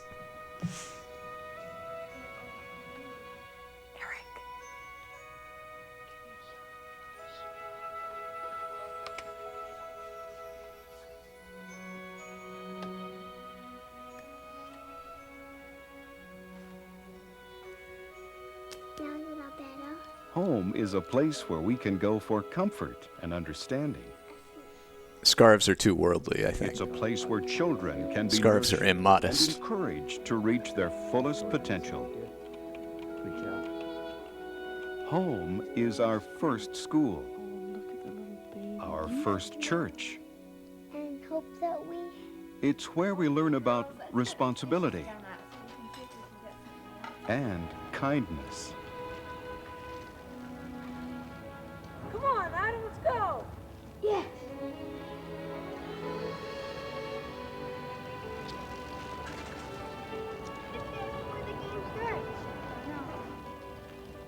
I don't know how long this tape is, but it looks pretty short. That the family has great potential for bringing happiness. But sometimes when we see what looks like a perfect family and then look at our own family, we may become discouraged. I've been looking for that all morning. That's my sweater. I wear this sweater all the time. Who said you could wear it? Mom said I could wear it. Not. Take it off. One day she ran into my cleaning bucket and it flushed on the floor. All I ask is when you make a mess, you clean it up. Look at this. Why can't you just once follow through with something I ask you to do? I've had it. Look at this mess in this kitchen. Being a parent isn't easy. Children aren't perfect, and neither are parents. Communication is sometimes difficult. You love that sweater? Well, you can't have it. Fuck you. It's my sweater. Home for our family is just be together and have quality time together. I like my family, believe it or not, and most teenagers, they don't even know their family because they're not around them. And family home evening helps get to know your family, like they're your friends. If we have just one night a week to really spend some quality time, that means a lot to all of us. Family home evening is togetherness. It's helped me be able to better teach them and be a father and to be a dad and not to just be the authority figure in their life. It's one night when we are together, and that to me is just a priceless time. We all know that strong families don't just happen. It takes parents who are committed to that goal. What we want to do is take at least one night a week. They're calendaring. And spend it together. It means that each of us has to reserve that night so that nothing else interferes. That's what Family Home Evening requires. A commitment to get together as a family once each week. Your immodest shirt is pretty good, Haley. Monday's good for me. That works. Great. That's Okay, how you then get Monday it started. Blocking out one night each week that everyone agrees to keep open. It's definitely not LDS approved. Oh. But you did exceptional work. No, I'm doing something with my family. Good job, gentlemen. I like these plans. I tell you what, I'll go ahead and present them to our production team. How's that? Great. Okay? Great. Thanks a lot. Have a good day. Thanks. You too. Hey, Frank, I've got 2 tickets to Monday night's game. Do you want to come? Yeah, well, I think I'll have to take a rain check. I'd love to come, but... Oh, paper commitment. paper schedule. Well, sure. Some other time. Yeah.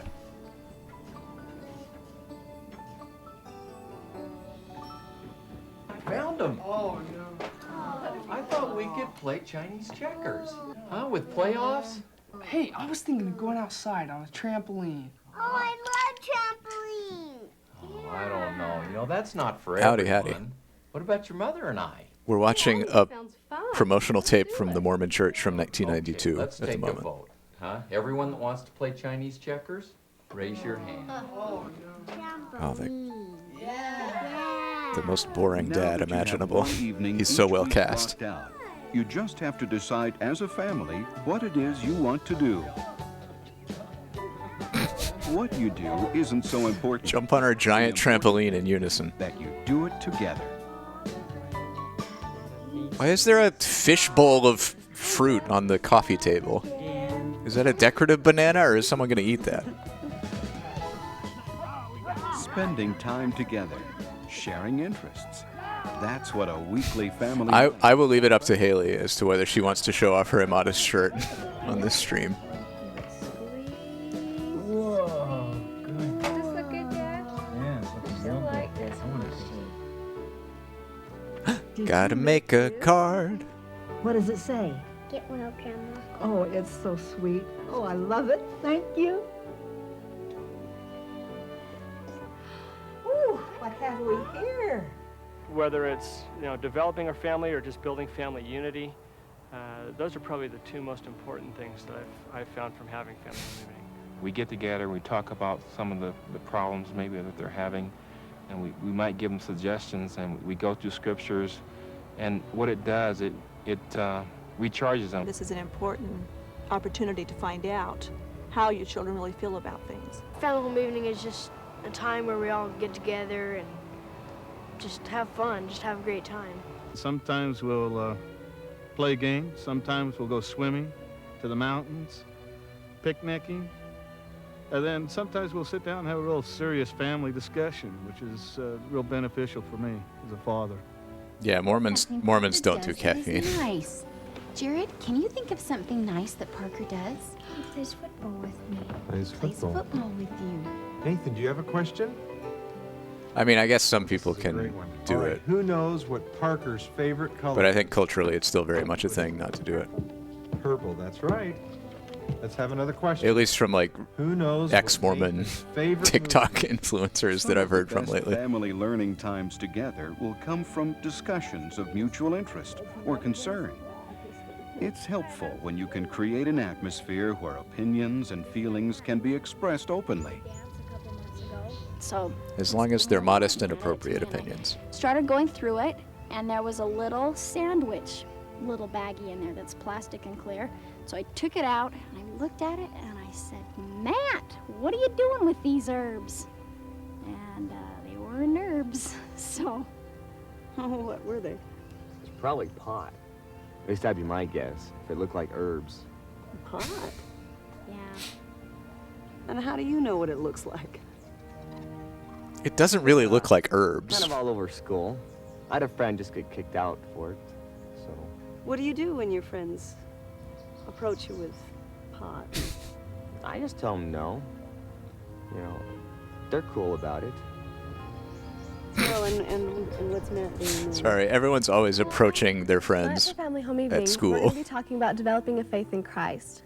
Can any of you tell me constantly fending off drugs Some of the being most offered to you. important things you can teach your family are the values that will help them throughout their lives. Faith is a belief in something that you haven't seen or do not have a perfect knowledge of. Oh, To the have portrait faith in of our white Savior, Mormon we Jesus. need to know him or know about him. What are some of the things that you guys have learned about him in church and stuff? I know that he's the Son of God and he loves us. Church and stuff. Okay. What do you know? Jesus wants us to be happy. Good.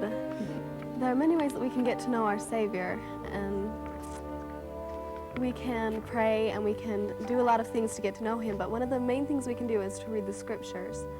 And I've just asked Abby, Mom, and Dad to each choose one of their favorite stories about Christ and please share it with us. Well, I picked a story in the New Testament that I found went along with our lesson that Olivia had prepared for us on faith. And our children come Oh, away that's the feeling whitest happy, Jesus. feeling warm and feeling a desire to Beautiful. make the family unit a happy, unit and then experience just as a family. It's wonderful. During family home evening, you know that they're going to be there and everybody's going to be together, so you can show love for them and they can show love for you. Family home evening has provided me with an opportunity to get to know my children better. That's some huge For hair. me to be able to teach them things that are important to me, help them to begin their relationship with God and with His Son, Jesus Christ. I love my family. They're the most important thing. I haven't made a poll because I'm A very big part of that is because I'm scared y'all will vote yes to hit the bricks, and I want to see this. When we have treats for family home evening. It's good to be just a mom, a dad, and the kids. I'm pretty sure it's close to done. That was a real good story, Carson. Thank you, son. And now we got a real special treat from Kathy. There's a lot of bad All acting. by herself. You want to go get those for your brother and sister? Okay. One of the important things to remember is to involve everyone in some way. Get participation. Make assignments.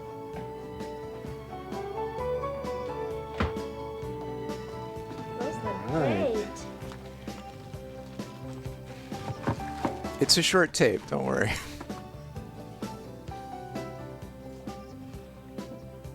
Whatever the format, the objective of family home What an evening awkward is way to eat improve communication popsicles. and strengthen your family. We haven't even learned about calendaring. Maybe this sounds like too simple a solution. After all families have struggles and difficulties. We're concerned. We can't just sit back and let you get away with this. Why don't you just let me live my own life? When things get tough in a family, the important thing to remember is don't give up. Stay, There's stay, stay. Yeah, you have poll powers. You do not have the remote to the VCR. Who cares deeply about your success. He will help you. Look at the cars, the clothes, the hairstyles. How will this help come? The interior decorating. Feelings, flashes of insight.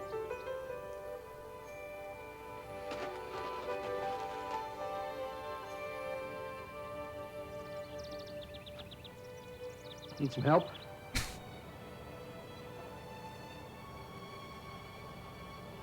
Yeah. Could you give me that wrench? This one? Yeah.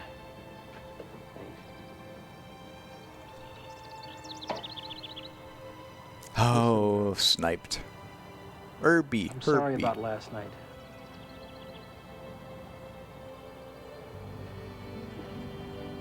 So, what seems to be the problem? Listen, we don't need an anti-pope. We don't need a split faction. Importance of family. I am the only VHS Family pope. relationships are meant to last forever. I am infallible on matters of what goes into the VCR. Strengthen these relationships. As you make a consistent effort to have a regular family night, you'll begin to notice a different attitude and feeling in your home. A spirit of kindness, patience, And understanding, trampoline jumping. love. And calendaring. You'll start to build family resources and strength to solve problems. I just love that there's like an official portrait. A Kim Jong-il style portrait. Family home evening is a just simple issued by the Mormons but to it hang in their home. works. Give it a try. See, here we go. We're done.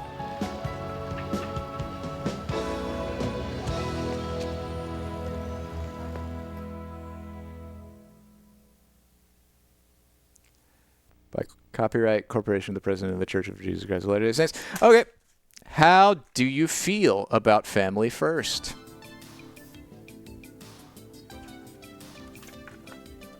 We value your comments, so please take a moment to fill in your thoughts about this videotape. Then return this card in the postage paid envelope. Thank you.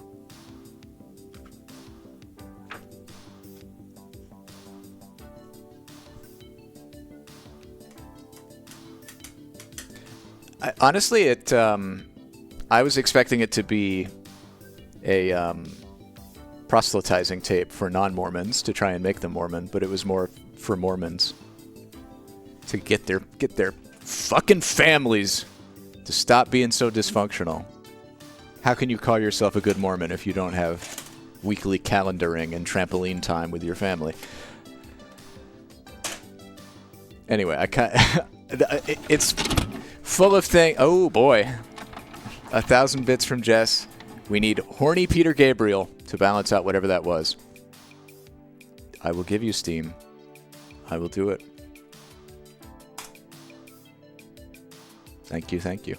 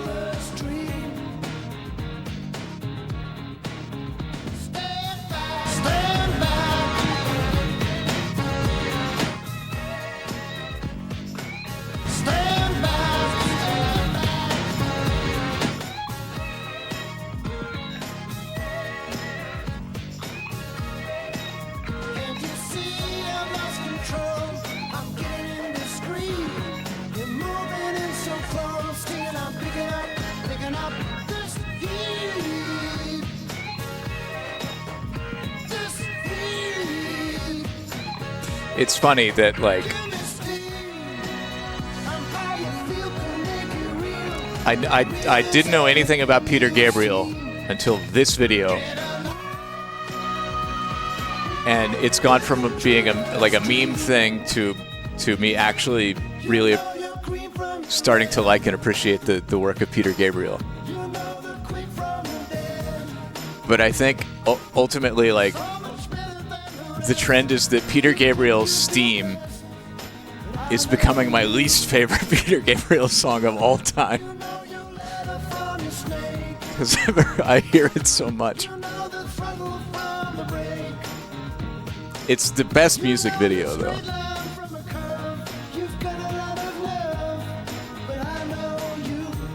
Oh, I think Mercy Street got blocked. Or I think Mercy Street gets the VOD blocked in Asia.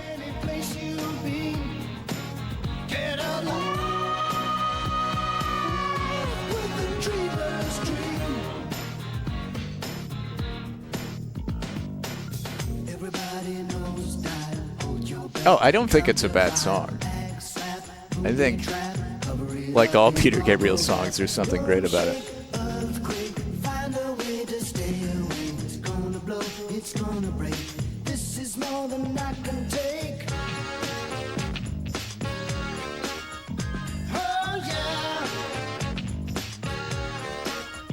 It's also just interesting because, like, since I've discovered his earlier stuff and like listened to his early solo albums in Genesis and like stuff from the 70s, when I look at Steve now, I'm like, God, he was already so old in 1993 or whenever. Like, this is old Peter Gabriel to me. Because I haven't even gotten to any of the newer stuff. I haven't listened to, 2000s Peter Gabriel at all. 21st century PG.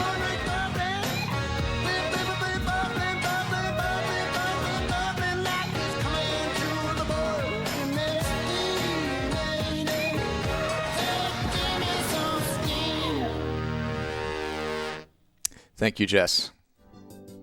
Hope you all enjoyed. Oh boy, Luna. 1,000 bits from Luna. Giving Alex some power. Dealer's choice on this song. Well, thank you so much. Let's see what we got here. I think we should make a card. We saw card making in the Mormon tape. Unless there's something else in here. No. Oh, also, Haley asked, I think last night, for LGBT Space Robot. And I told her I'd give it to her for free. So, here we go. I like making cards. Now that I've gotten started using Ed Emberley's hints, I can put feelings on faces and draw characters that seem to be moving. Now I can make pictures that really fit the occasion. Someone's birthday, wedding invitation. Time to make a card. Groundhog's Day or any celebration. Gotta make a card. Get well, thank you. Cards for every season. This is such a... I really want to learn these songs by heart. Sing them at karaoke. Cards for uncles, aunts, and all your cousins. Time to make a card. Grandmas, grandpas, babies by the dozens. Gotta make a card. My sister passed a driving test. My good friend Move that west! You made the team. Wow, I'm impressed. Hope you like my card. Your cards can show them how you care and that you're thinking of them. Your words and drawings being there will tell them that you love them. Whoa, get well soon. Hope you're feeling better. Here's a little card. Picnic Sunday. Here's the sunny weather. Gotta make Yeah, that's one of the things I loved about the Ed Emberley tape. Is how into it the kids were. Like, I'm pretty sure they didn't just make all this art off screen and then give it to the kids. Like, the kids actually made this art, or a lot of it anyway. They were like credited at the end of the video for their art, which I think is wonderful. Well, gang, I hope you had a good time, and I hope you learned something too. Come on back and see me again for some more fun learning. And remember, treat other people the way you want to be treated, okay? Time to go. So long for now. 5, 4, 3.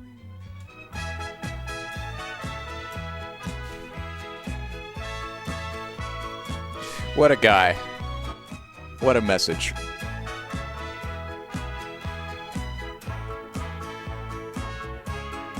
All right, it is time for our next tape. This one is a fitness tape that I don't think would be that practical to do on stream. It is Tony Little's one-on-one trainer ab isolator workout. We've seen Tony Little before in, I think, one of his earlier tapes. I think his first tape, actually. This one is from 1994. It's a little later. He has a ponytail now. So let's check it out.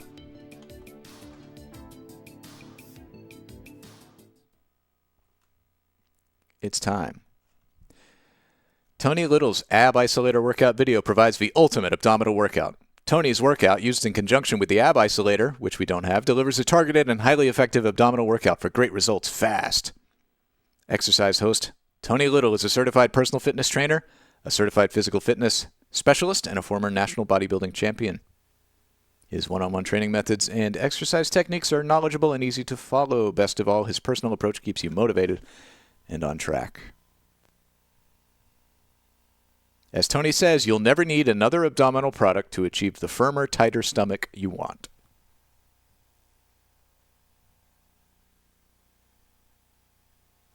We're getting a lot of disclaimers here. Initially, it is not necessary to exercise at a pace as vigorous as is demonstrated in this tape. Use the time clock to your advantage. Oh, hell yeah.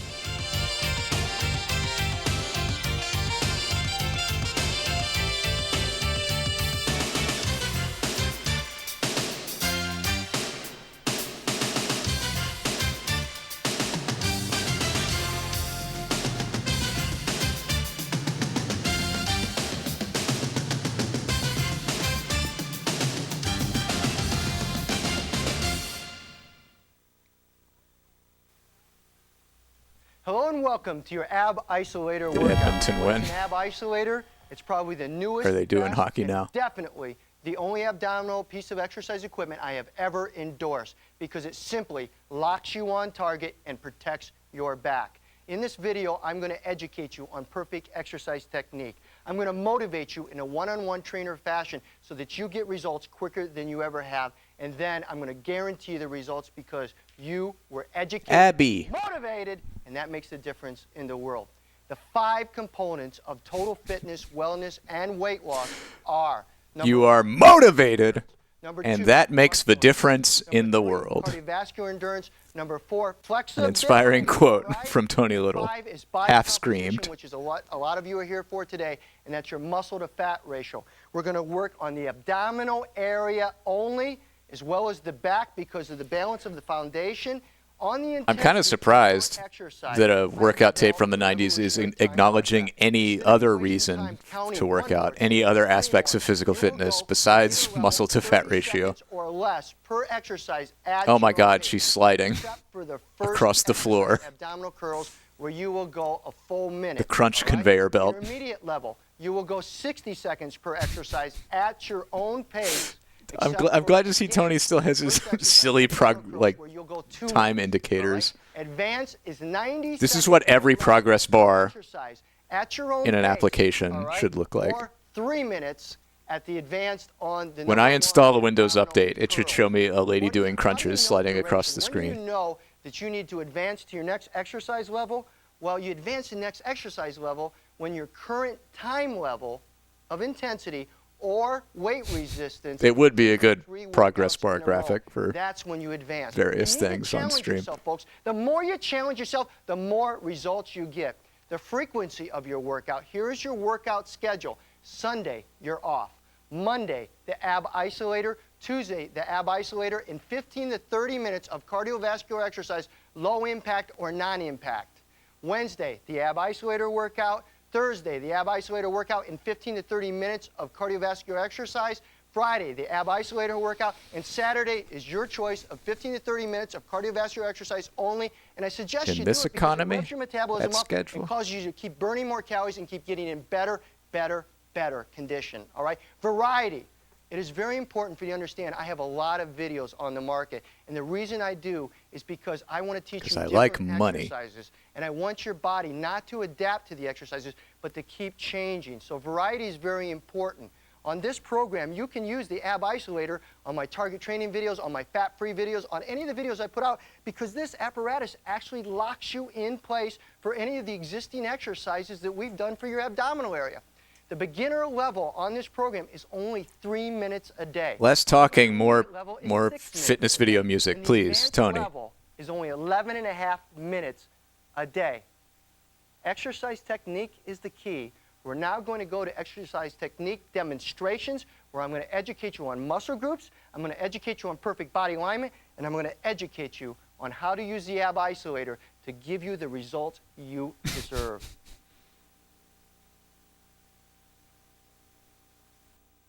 Let's now talk about the 4 components of the ab isolator. The first component is the foot stabilizer bar. What is going on with those columns? The second component is the adjustable foot strap. The third component is the adjustable link strap. Okay? And the Why are they all crooked? Is the leg. Tony, get out of there. The roof is going to cave in at any moment. How to use this. Want to remember, always first thing to do is check and make sure that the red strap is centered on the foot bar, just like this, all right? Also to make sure that the red strap is over the black strap. Is he going to pull them down like Samson? And this isn't pointing this way, it's pointing towards you. So it's like this. You put your feet in, and you try to adjust the bar, not to the ball of your feet, okay? Not at all. You want to get it down to where the arch is of your foot, the arch and heel meet, all right? Pull this back like this and adjust the foot strap like that, holding this a little tight until you can feel it. Adjust it back until it's further back. It's real important that you get your foot position on this locked in from the very beginning and comfortable and tight, okay? Just like that. Then you hold this back. You now take, and it's a good idea when you begin here also to start between the A, the B, and the I right here. That'll give you a good indication of where to start. You slowly put the bar, leg stabilizer bar in here like this. You come back slowly. Go back with your legs, keeping it tight. You bring the bar back and bring it around to the middle of your thigh. Aw, 6-piece fried human flesh bucket was rejected. Slowly press it out with your heels, okay? Your heels, start to bend your feet down slightly to lock yourself in. Maybe 12-piece would do better. You need to adjust the strap according to the length of your legs. So if you don't feel like your hip flexors right here are locked and stabilized, then you need to adjust the strap until it's tight enough or comfortable enough that you feel like you've locked it in, all right?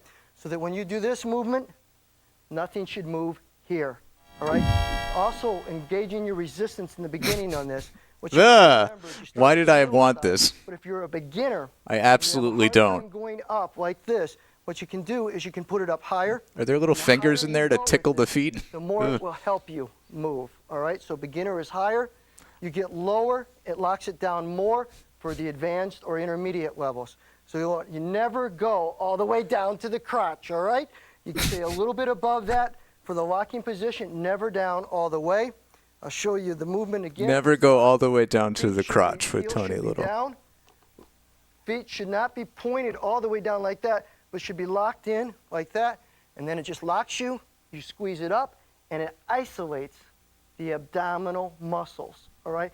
That's what the ab isolator is. Also, another thing in beginner, if you're up at the high level in beginner and you do need a little assistance, as long as you're not hyperflexing your neck, you can use this just to help you in the beginning to start getting a little bit more range of I'm really motion. disappointed that we haven't had any music yet, other than the brief We're intro. now going to go to exercise technique demonstrations with Becky. A great-looking model is going to help me show you the right way to use this.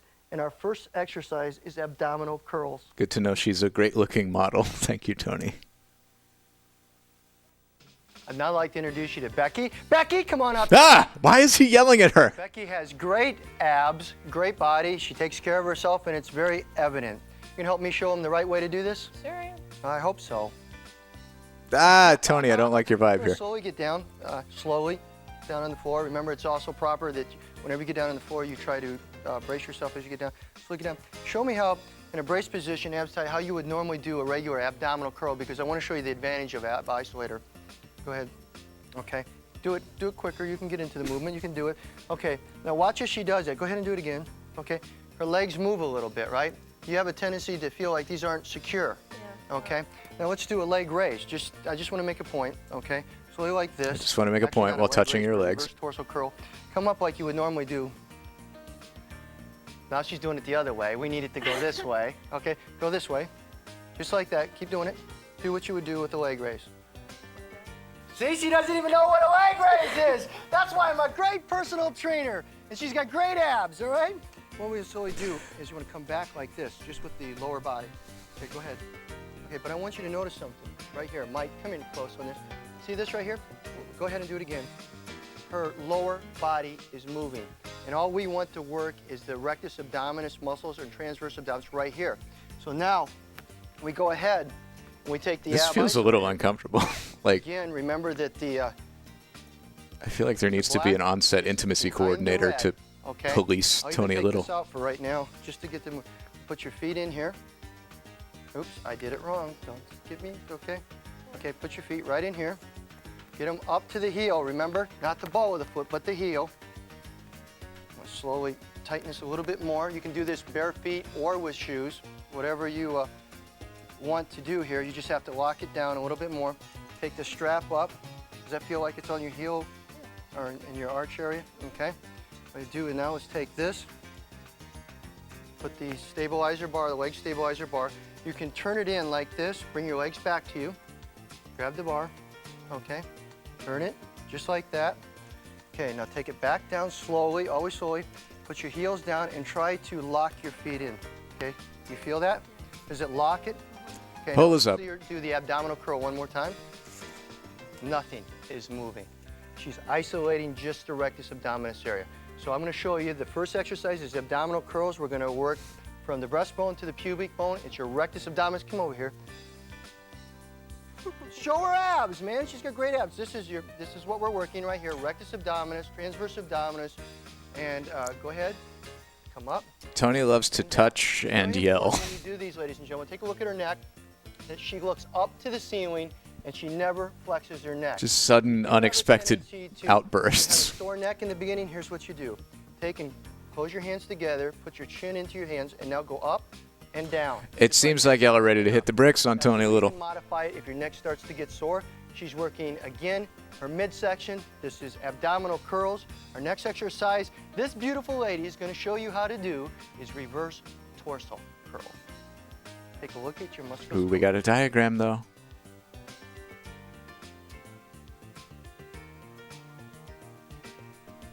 This is giving me flashbacks to a We're also going to work the rectus yoga project I worked on muscles again, which are right in here. when I worked at an animation studio. You can see right there. All right.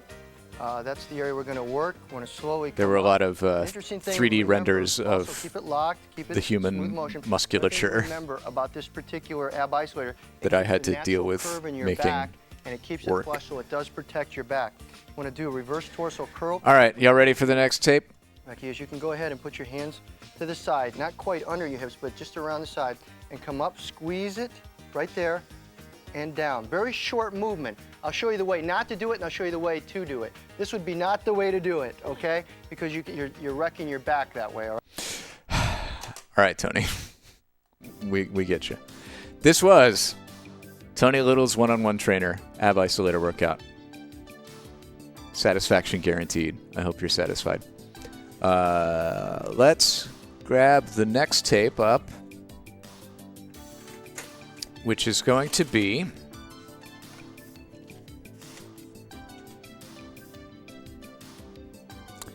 The Incredible Discovery of Noah's Ark, a CBS special. With host Darren McGavin, this was sent in by the Bella Bunny.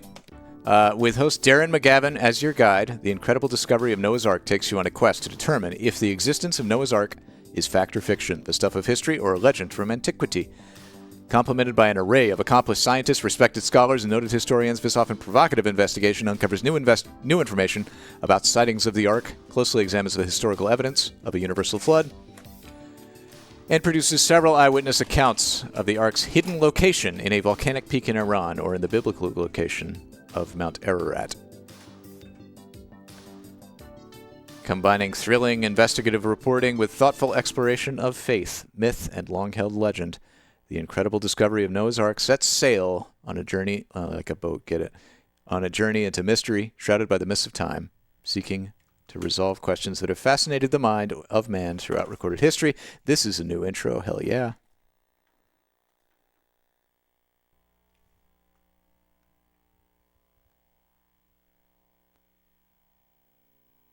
No sound effects, boo. Lazy silent intro. Fox Video. Oh, another one.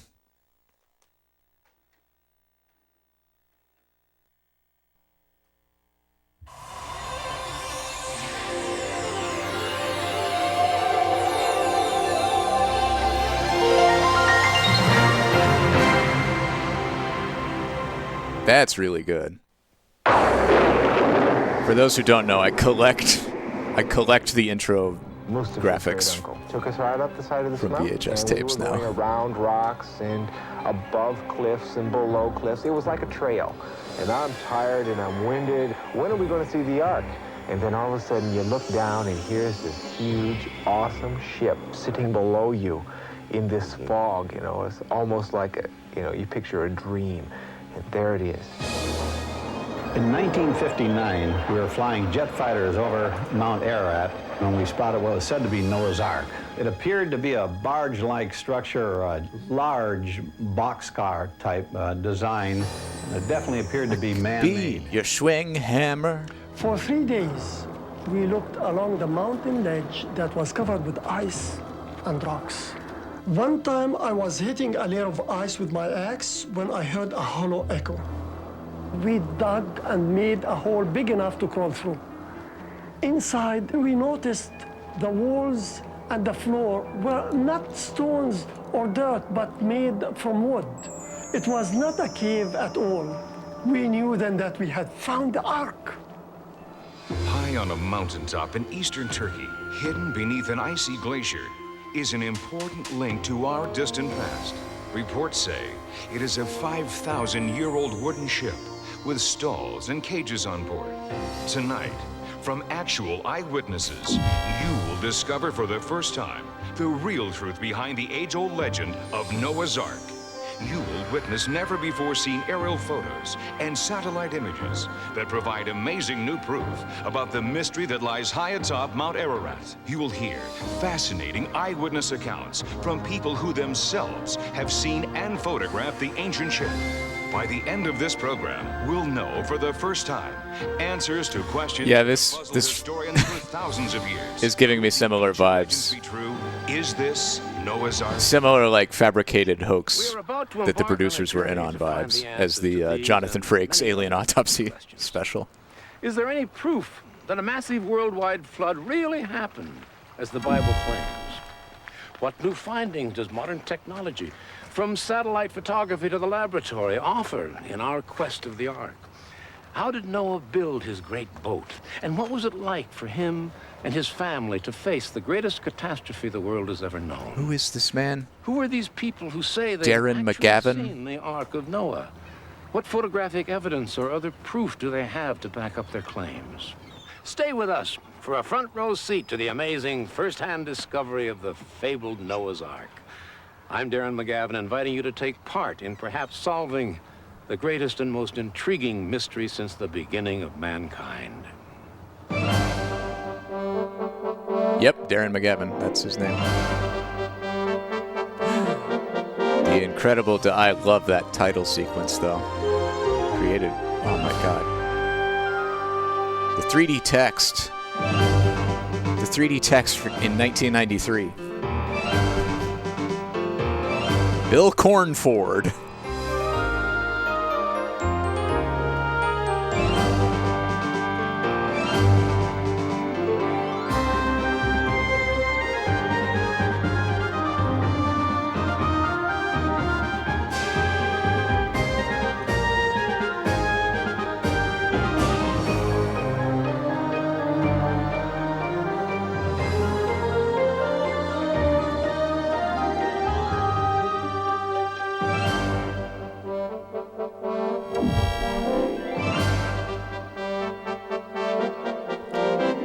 This music sounds... Our search for the Ark of Noah is not meant to be a religious like mission. vaguely Above all, this is an archaeological Final quest Fantasy to determine Tactics. If this ancient mystery is truth or fable.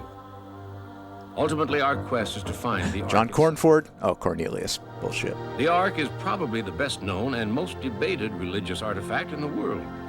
Ark researchers and scholars have raised many serious and controversial questions. Were thousands of animals actually taken on board an immense boat to survive a devastating flood?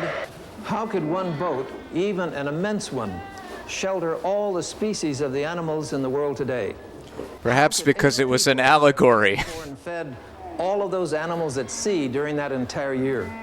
Why do we get some reports that people have claimed to have seen the Ark on Mount Ararat, yet dozens of well-financed expeditions have gone up there looking for it and have come back empty-handed? Either it's up there or it's not. Oh, microfilm. Are the reported sightings of the Ark on Mount Ararat Haven't seen one of those things in a while. delusions of religious fanatics? Are they perhaps just innocently mistaken eyewitness reports? If so, how can we account for the ancient wood and artifacts found high on this treeless mountain? For many years, we thought the ultimate answers to these questions were lost to the ages. But now modern scientific technology and new archaeological explorations are beginning to unravel many of the long-forgotten secrets of the Noah story. During this program, our search for Noah's Ark will follow two paths. We will examine the ancient accounts and look for historical proof of the legend of Noah and the Great Flood. But our primary quest is to find genuine, convincing evidence. Why is he wearing a suit in the jungle? Ultimately, to find the Ark itself. To do that, we'll trace the footsteps of the Ark hunters who have gone before us. We'll follow clues gathered from their early expeditions as we mount our own search to find the legendary Noah's Ark. Existence of the Ark has long been a topic of great controversy. It is normal and understandable for us to be skeptical of ancient accounts. That's why the first modern discovery of evidence of the Ark's existence created such excitement and brought on a rush of contemporary investigations. In the mid-1950s, Mount Ararat finally gave up its first 20th century physical clue to the Ark's existence and whereabouts. I love it. It was to be the beginning of a series of modern-day successes in cracking the secrets of the Ark. A French demolition engineer named Fernand Navarra first became interested in the Ark while serving in the military as a young man. Navarra began the first of a series of expeditions to Mount Ararat in 1952. My Kurdish guides had abandoned me at the lower level of the mountain, and so I tried my best to proceed on my own. I was not able to find the Ark exposed, but I did see a massive dark shape frozen under the glacier ice. I knew then I would have to return to discover what it could be. Navarra did return in July of 1955, accompanied by his young son, Raphael. What we see here is actual footage filmed by Fernand Navarra and his son during their expedition. 1955 was a warm year with a great glacial meltback. I know if I had a chance to reach the Ark, it would be now. It was Raphael who first spotted something. Navarra carefully lowered himself deep into a crevasse at the 13,500-foot level. All right, I want to see where this goes.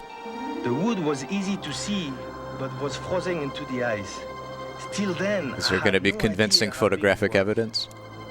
What Navarra chopped from the ice was a 5-foot hand-hewn wooden beam.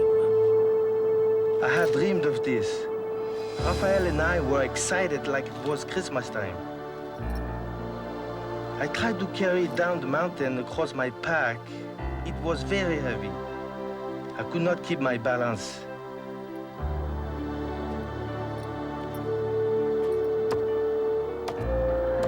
We felt so bad that I had to cut the wood, but later I would have to cut it again to send out sample for testing.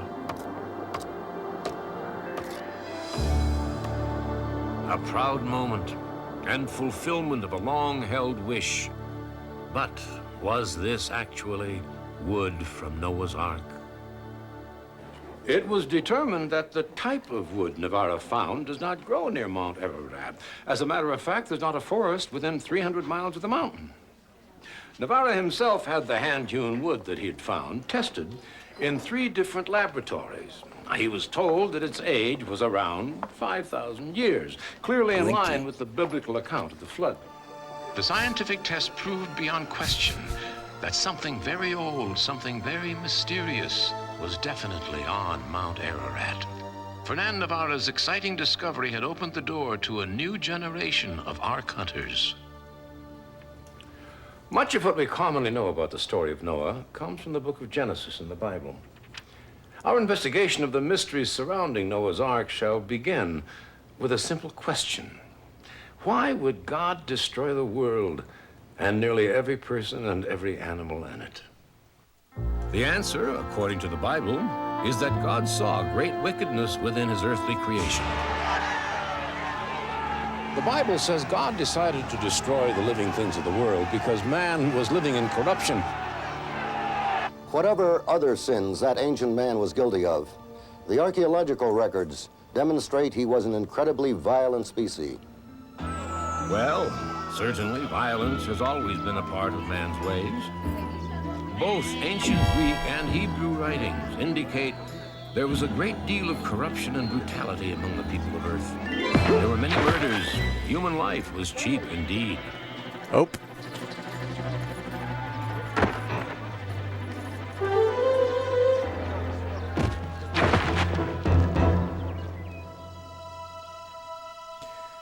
I have made a poll. That one man and his We can keep going.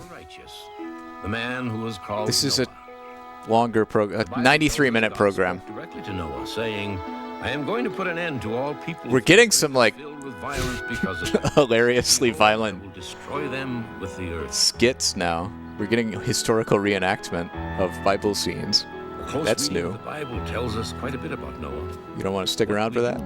Is that Just he a had little wife. longer. Together they had 3 sons, Shem, Ham, and Japheth. Because Noah was a just man who walked with God, all of them, including the wives of Noah's sons, would be spared from the flood. Just 8 people in all. Oh, it's tied. Some people contend that the story of Noah, along with much of the Bible, is nothing more than ancient legend with little basis in truth. But when scientists have gone digging for facts, some surprising findings have turned up. Charles Berlitz, Hit bricks now. books, including The Lost Ship of Noah, Hit bricks is a now. renowned linguist and has studied the Noah flood account in detail. In all the cultures I've studied, the story of Noah and the flood are practically identical in all different sorts of ancient languages, whether it's Persian, Babylonian, I'll go to 15 minutes. Chinese, That's 2 more Sanskrit. minutes. The only thing that changes occasionally is the name of Noah. Not only does it appear in the Christian God, this man loves horses. Bible, in the Quran, the Bible of Islam. There it tells the story of Noah, or Nuh in Arabic, who escapes the flood in an ark with his family. These accounts certainly help support the Noah legend. But is there any archaeological evidence to back up these stories? The flood account is found on Babylonian, Akkadian, and Sumerian cuneiform tablets, which are now found in the British Museum.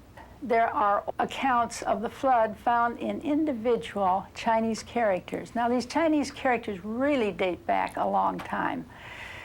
And we find the most ancient forms of Chinese character in bronzeware vessels. These are ceremonial vessels, and the writing is found inscribed inside of the vessels.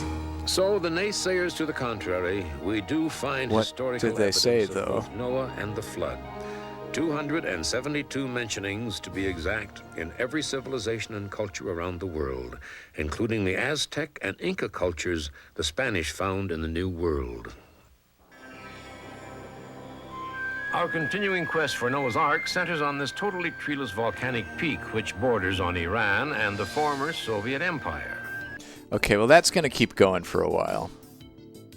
That's 93 minutes. We got to 14. I think that's respectable. I don't think we were going to get a definitive answer from this tape. I don't think there was going to be a scene where they're like, we discovered Noah's Ark, here's irrefutable proof, because we probably would have heard about that in the intervening 20 years. But, moving right along, we have another tape here that you might like. I mean, I don't know on what basis, but hey, I got 10 of you favorited it. It is Magic Memories on Ice, 3 decades of great moments in figure skating from ABC Sports, 1990. Let's check it out.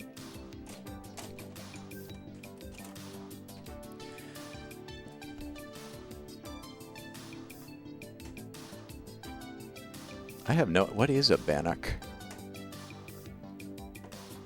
I would think it's a kind of like fish, but perhaps not. Ooh, hell yeah. All right. I'm so glad we get to do these streams where I just gather VHS intros. Like I'm foraging for truffles in the wilderness.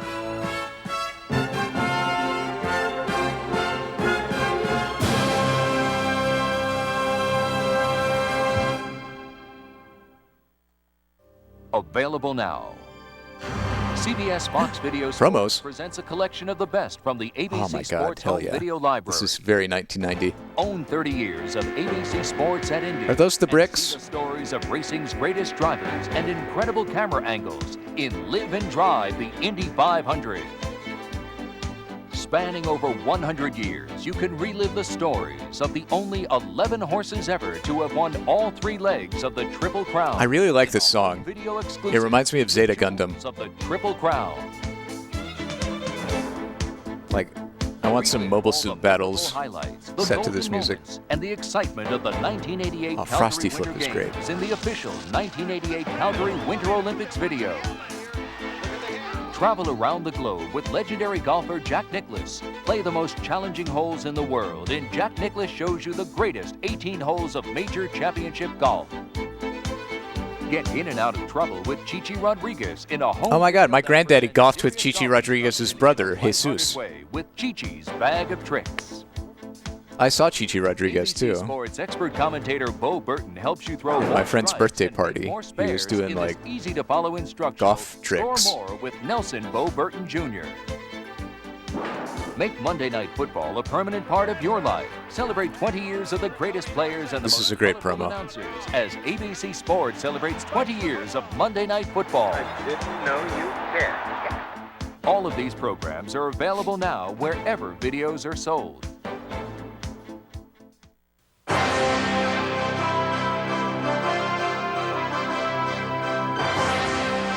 CBS Fox Video Sports.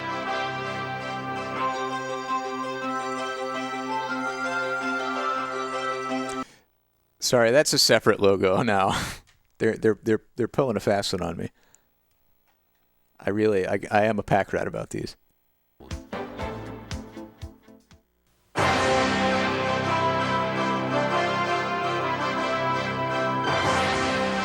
CBS Fox Video Sports.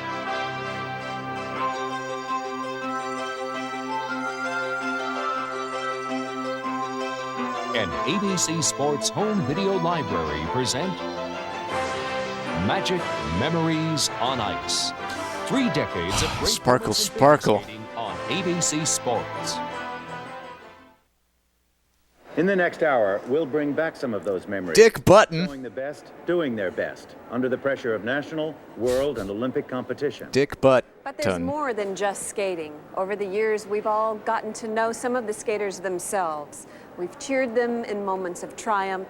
We've stood by helplessly in moments of despair. And we've crossed our fingers as they've skated to fulfill a dream. I do like the Come to know contour what makes drawing each box art skater of this. so special and different, like the fun that Scott Hamilton has when he skates. Compared to the elegance of Robin Cousins, or the grace and flair of Dorothy Hamill.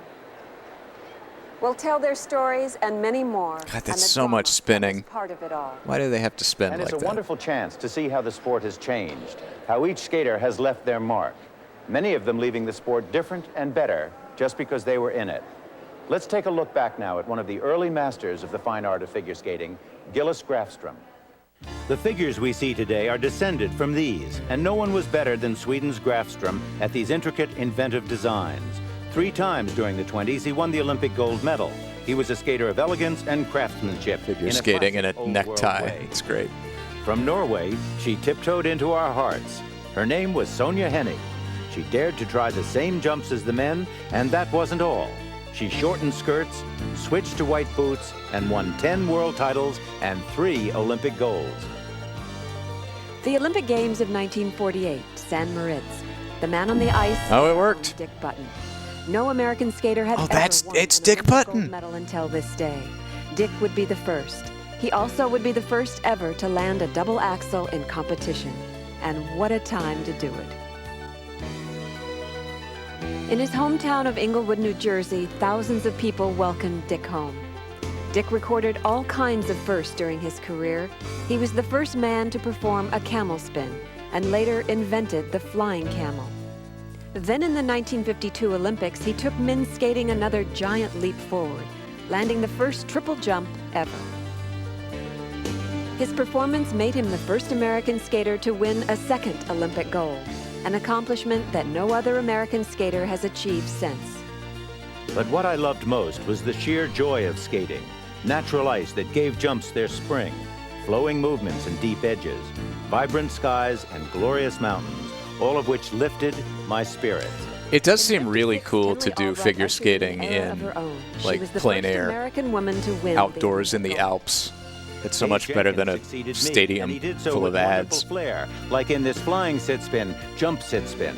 He won 4 national titles in the 1956 Olympic gold medal. I did not know they could spin like that. Married the 1960 Olympic champion, Carol Heiss.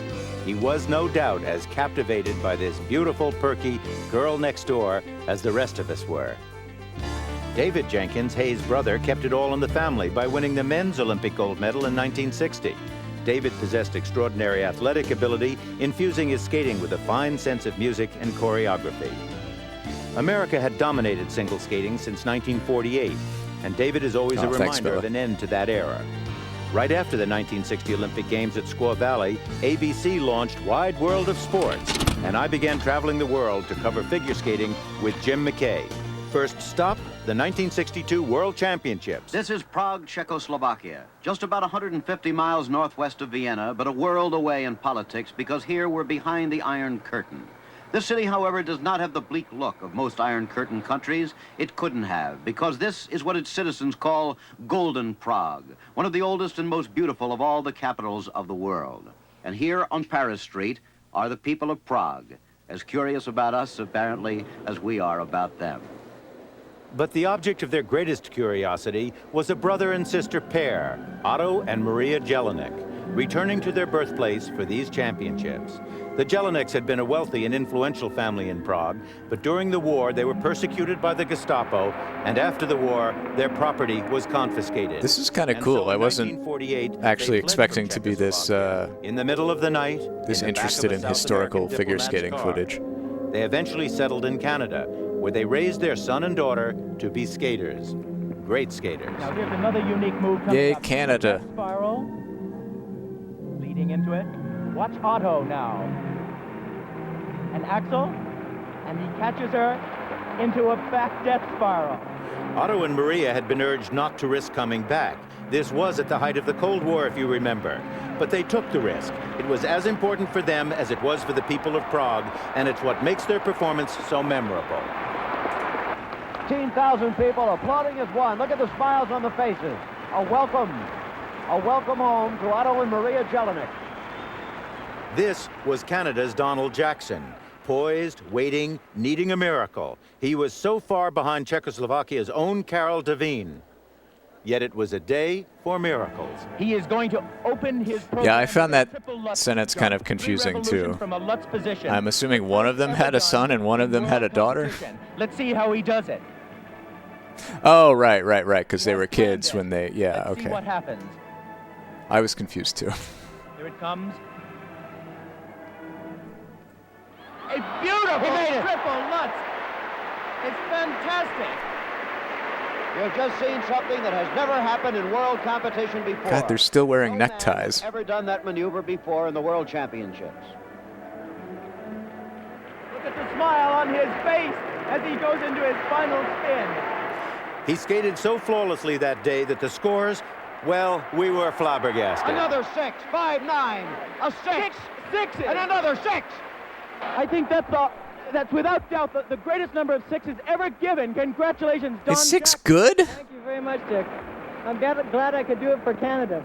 Amazingly, in more than 50 years of Olympic Hooray, skating Canada. history, the Soviet Union had not produced a single medal performance of any kind until this.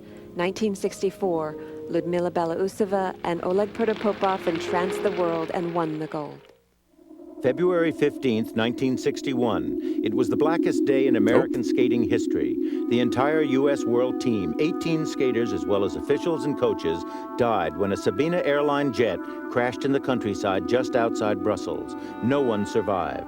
They were on their way to the World Championships, which were canceled. It was a team of youth and great promise that America lost that day, and it was many years before American skating began to recover. But in 1964, out of the ashes, rose a talented young skater named Peggy Fleming. Never competed in the national seniors before. The 15-year-old daughter of a pressman on a Los Angeles, California newspaper. Since this girl is only 15, she has all her jumps, she has the power. All she needs now is maturity and a little more experience. You can really imagine 4 years from now in the 1968 Olympics, she could probably win a gold medal for us. Well, Carol Heiss was right, and winning the gold medal certainly changed my life and put a wonderful end to my amateur career. Oh, you're Peggy. But you know, looking back on all of my years of competing, Hi, Peggy. I remember the 1968 National Championships right before the Games as being one of the most relaxed and fulfilling performances of all.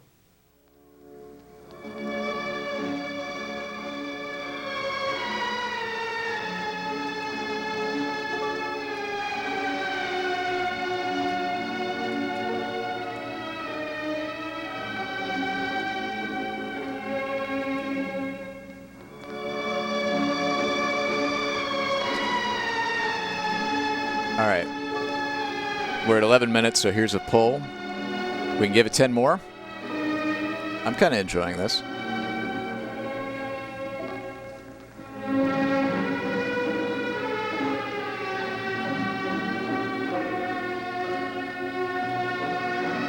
It's a 90-minute program.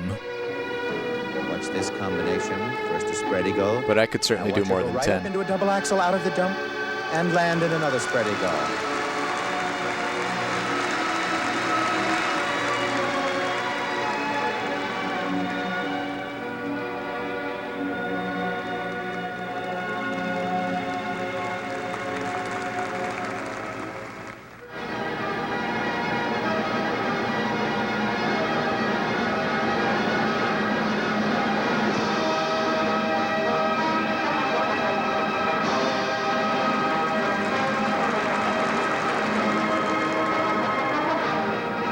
Watch this combination coming up. Here's the first, here's the second, and the third. And this is the end of a 4-minute program. She has really been pushing beautifully here. Now,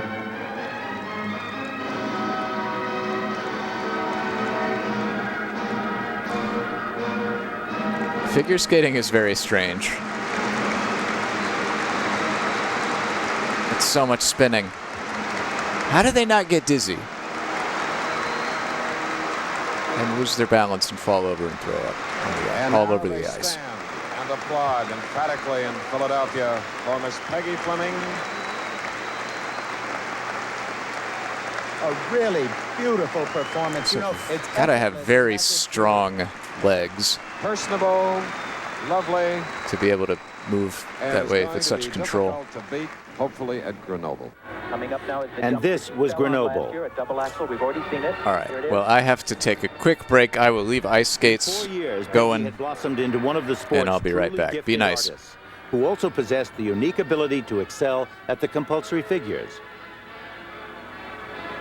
Dashing, beautiful, comely, in short suit, Peggy Fleming, coming into your homes live and in color via the satellite.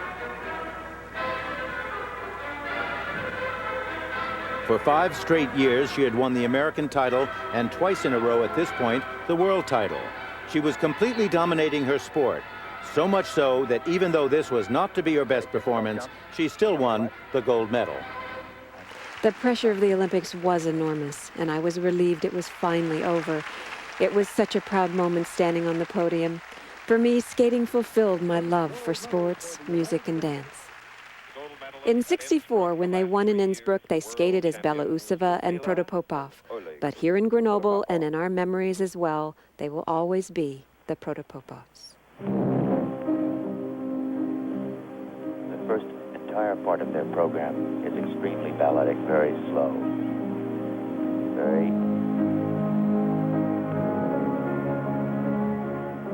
carefully drawn to the Moonlight Sonata.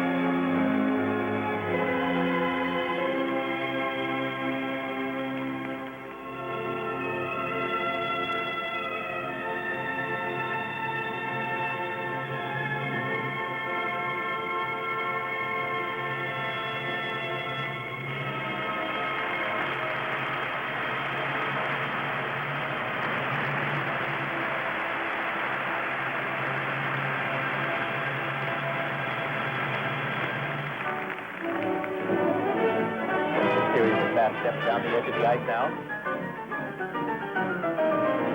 Now watch this pull through axle. Now one final lift. A double twist lift. We've seen it before. And not a clean ending. And otherwise, excellent performance. 32-year-old Mila and 35-year-old Oleg Protopopov. With their balletic skating and unique harmony, they left pair skating with a new standard by which all those who followed would now be judged. The great irony is that no Soviet skater had ever won an Olympic medal until they came along in pairs. And never has anyone but a Soviet couple won the Olympic pairs since. Throughout the 70s, there were a number of great skaters who were not media stars, like Gabby Seifert, who was waiting in the wings for Peggy to retire and then won 2 world titles. She's the daughter, incidentally, of Jura Müller, the coach of Katarina Witt. American men did not recover nearly as quickly from the crash that took its best and brightest. It was 8 years before Tim Wood emerged to win the World Championships twice. He rose to prominence in the less publicized off-Olympic years, yet his consistently superb skating drew 6-0 scores from the judges. Judy Schwomeyer and Jim Sladke dominated ice dancing in the U.S. for 5 years with a style that was perky and fun at one moment and at another smooth and lyrical. In 1970, there arrived a pair that could really light up the ice. Their names, Jojo Starbuck and Ken Shelley. 3 times they won the U.S. pairs title with a pizzazz and grace that made them crowd favorites around the world. And even decades later as professionals, they still possessed a charisma that audiences loved. And in 1972, Ken Shelley achieved something that hadn't been done in 45 years. He won both the men's and the pairs event at the U.S. Championships.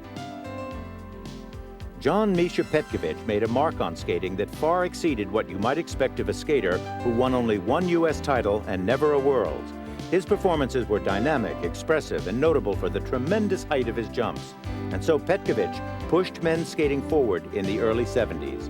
She did not appear to be the kind of skater who could win 2 world championships. Yet Trixie Schuba did just that, winning in 71 and 72. That's because back then, 60% of the scoring came from the school figures. And in Trixie's blades, there was a drawing board precision that's never been matched, a precision which earned her a final encore. A great moment for Trixie Schuba, who is not used to standing ovations such as she's getting right here. Which brings us to Janet Lynn. No one who ever skated displayed more simple joy, more love for the sport, than this pixie-ish little blonde from Rockford, Illinois. This is Ljubljana, Yugoslavia, the World Championships of 1970. Janet was just 16, but already twice our national champion. It's easy to see why. All of her steps, moves, jumps, and spins were beautifully interwoven. Just one smooth, flowing thread of silk. Incredibly mature and beautiful skater.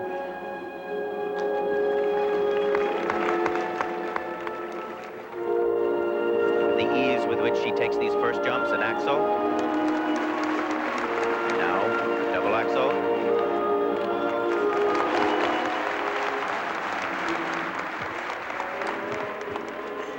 Here in Lyon in '71, as in Ljubljana the year before, Janet found herself hopelessly behind entering the free skating portion of the competition.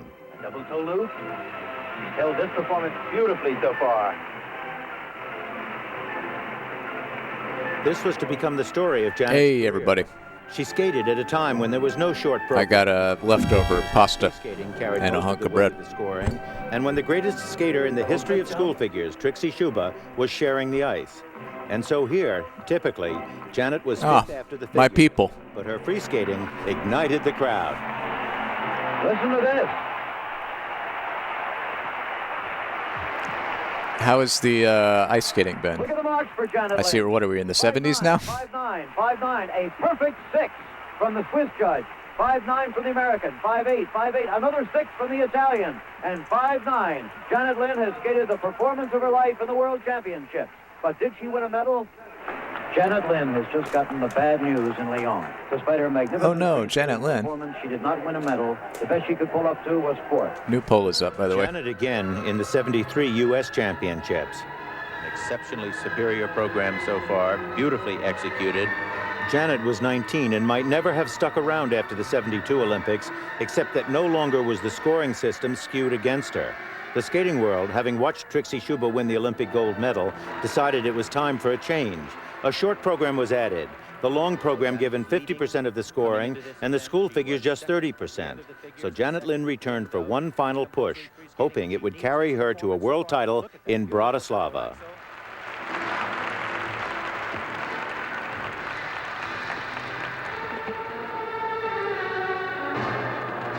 It's a skating. I've always wanted to go to Bratislava. For me, Janet Lynn looking just fine, just great. A month Hey, later in yes. Bratislava, in the new short program, all her We are hopes hitting the and bricks. dreams, all that she had waited another year for. Let's see. I don't have another tape in was front of me suddenly that wiped is out. rewound. And again, just 40 seconds later, Oh no! Ah, Near disaster has struck Janet you Lynn done in the World goofed. Championships. It certainly looks like the regular Janet. if ever there was a day when Janet Lynn did not want to skate, it was the next afternoon, the long program. It was one of her greatest performances, but too late. And that one was okay. That one was okay. She really seems to be with it now. Janet, that must have been one of the most difficult moments you ever had. I think it was, but it also paid off the most. There's the second set of marks. A 6 from the East German judge, a 6 from Austria. And so she never won an Olympic A perfect gold score medal or from a East world Germany. title. But in the end, Janet Lynn, That's a high bar to as well clear. as the skating world, came to realize that it didn't really matter. Just terrific. Thank you, Tim. I'm just so... My parents and my coach were never really big at, you have to win this. You know, we want you to win this, and that wasn't ever the purpose of my skating, to win. And I really believed that God had given me the talent, and what I wanted to do with my skating throughout my career was to show his love when I skated. She won 4 World that's lovely. Championships with Alexa. Magic Memories on Ice from ABC Sports. Skate to win, play to skate. Where are we at on this? Almost rewound. All right.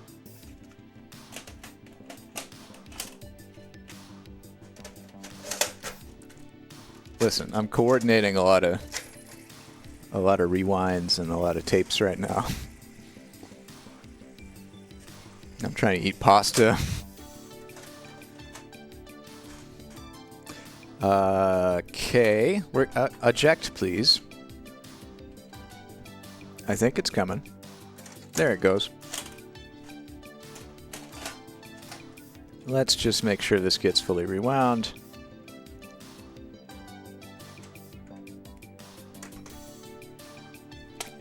let's get Magic Memories back in the sleeve there.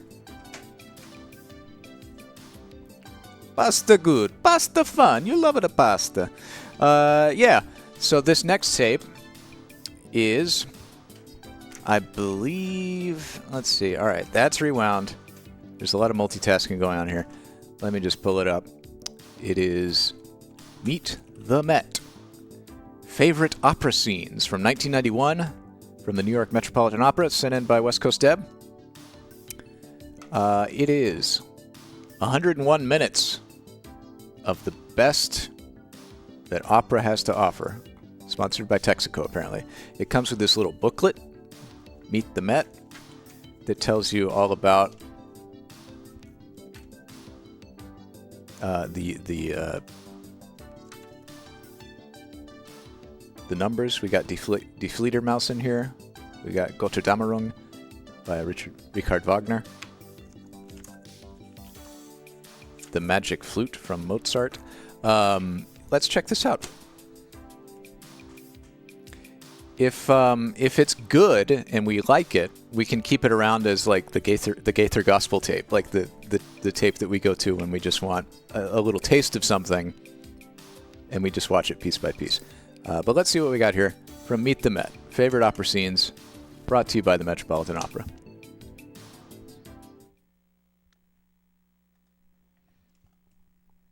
And I'm going to eat some pasta with my mic on. Oh, baby, that's some good pasta.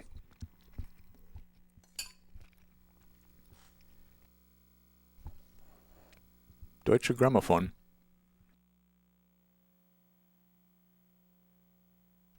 They like to keep it entirely silent at the Metropolitan Opera.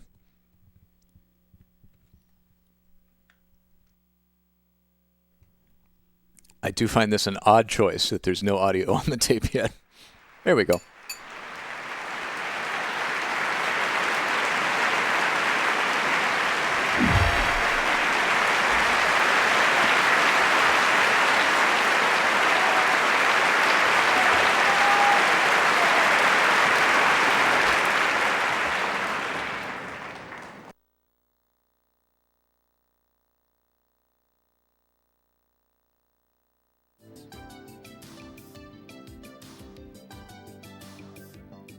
Oh, am I muted? Thank you so much.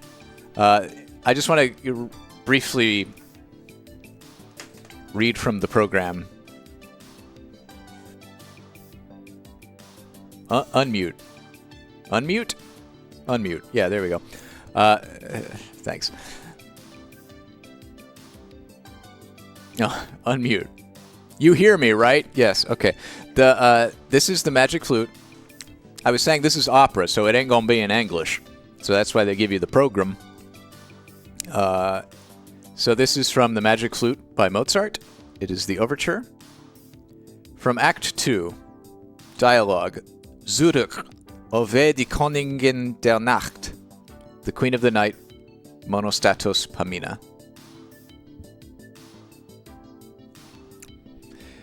As Monostatos is about to give Pamina a kiss, the Queen of the Night appears in a clap of thunder and drives him away. He hides and is thus a witness as the Queen, whom he had not previously known was Pamina's mother, gives Pamina a dagger.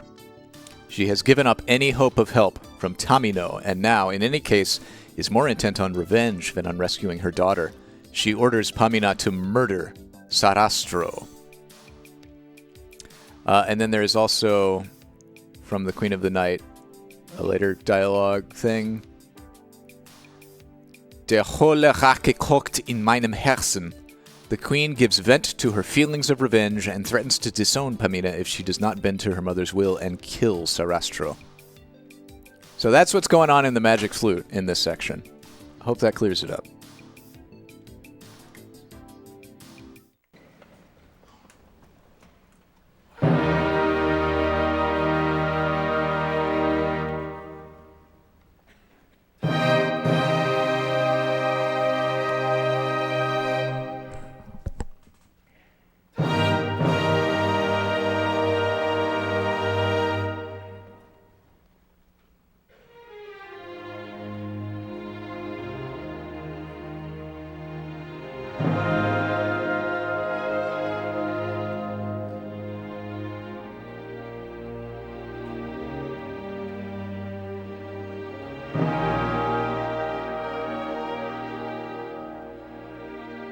I love this conductor and his little motions. He reminds me of John C. Reilly as Dr. Steve Brule.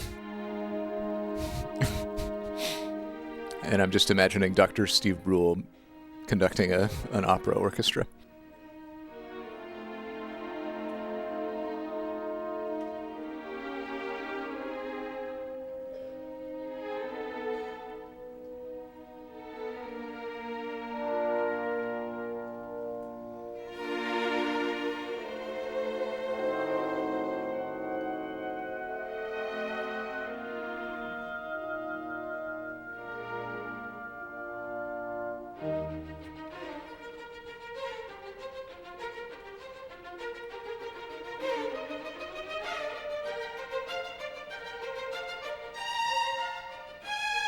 It's like DDR. They can lean back on the bar when they really get into it.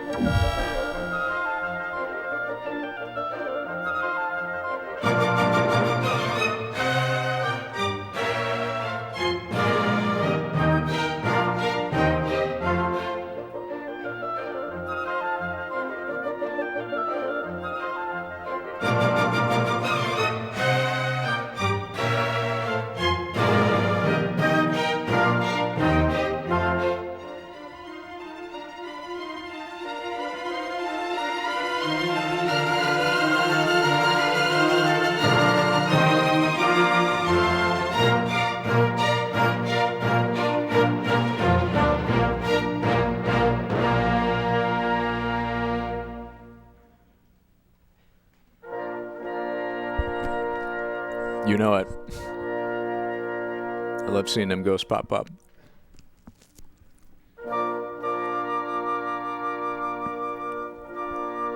Orchestra conductor playing DDR is a pretty great prompt. I'm sad I didn't get a better image.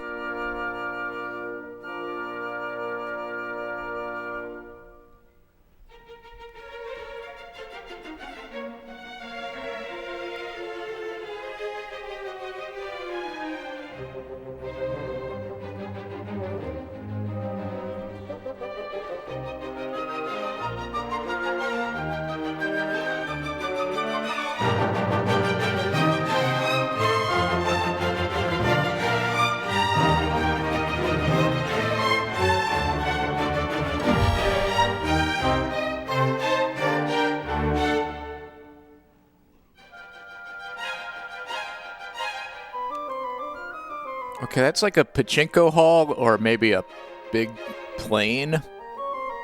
But okay. Oh, I love the bassoon, man. The bassoon is the most beautiful instrument that you can hear. Prove me wrong.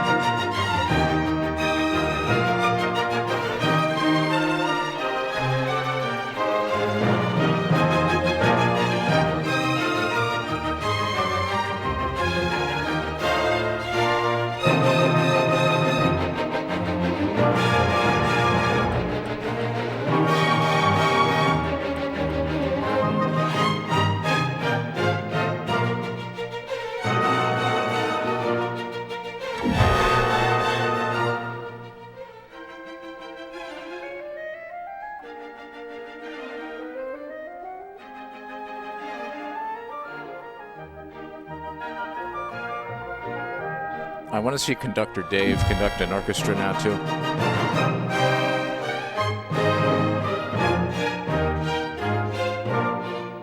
Ooh, finally. That one's good. Put the thing you want to see at the front.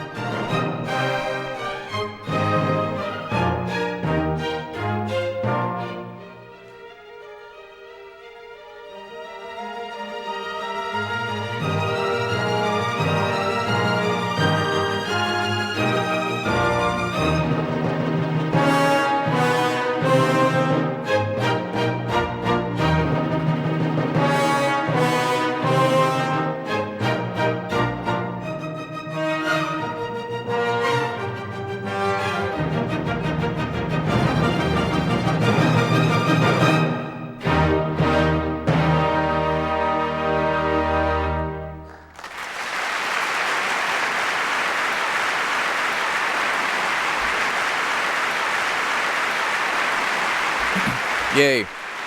Where was the... Are we still on the flitter mouse? The floater moose? Nope. The Zauber float?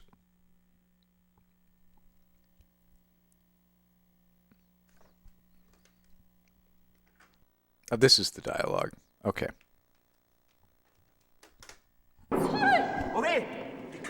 It's subtitled. Holy shit. This is great. Meine Mutter, wo ist der Jüngling, den ich an dich sandte? Ach, Mutter, hat sich den Eingeweihten gewidmet. Just so we don't miss subtitles here.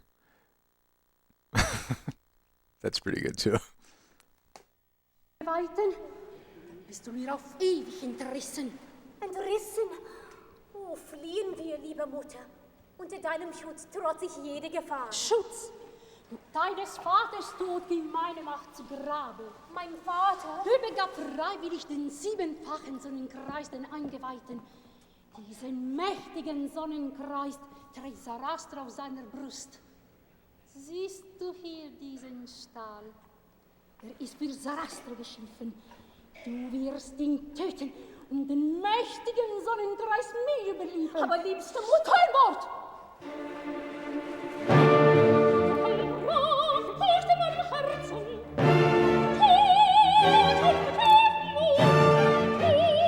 Opera is so much cooler when you understand what the hell they're talking about.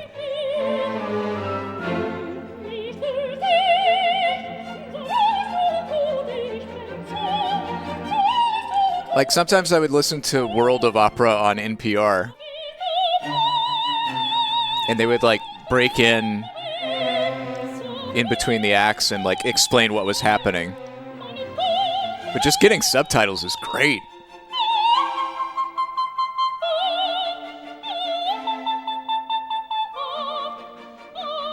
Look at that vocal control, man. She's using her whole torso for that.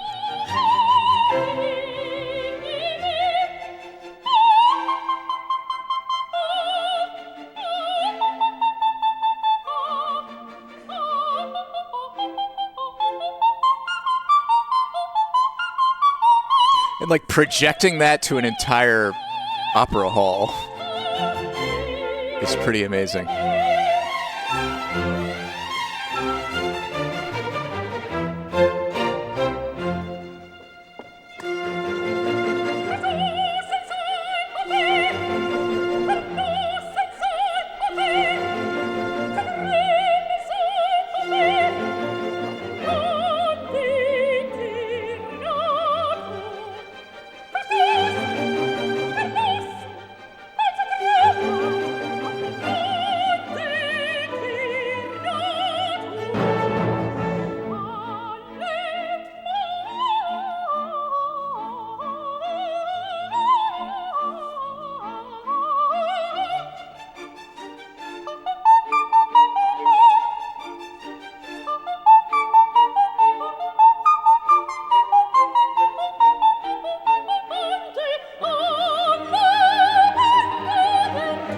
She's just like dooting as if she's a trumpet. It's just so like competent, so precise.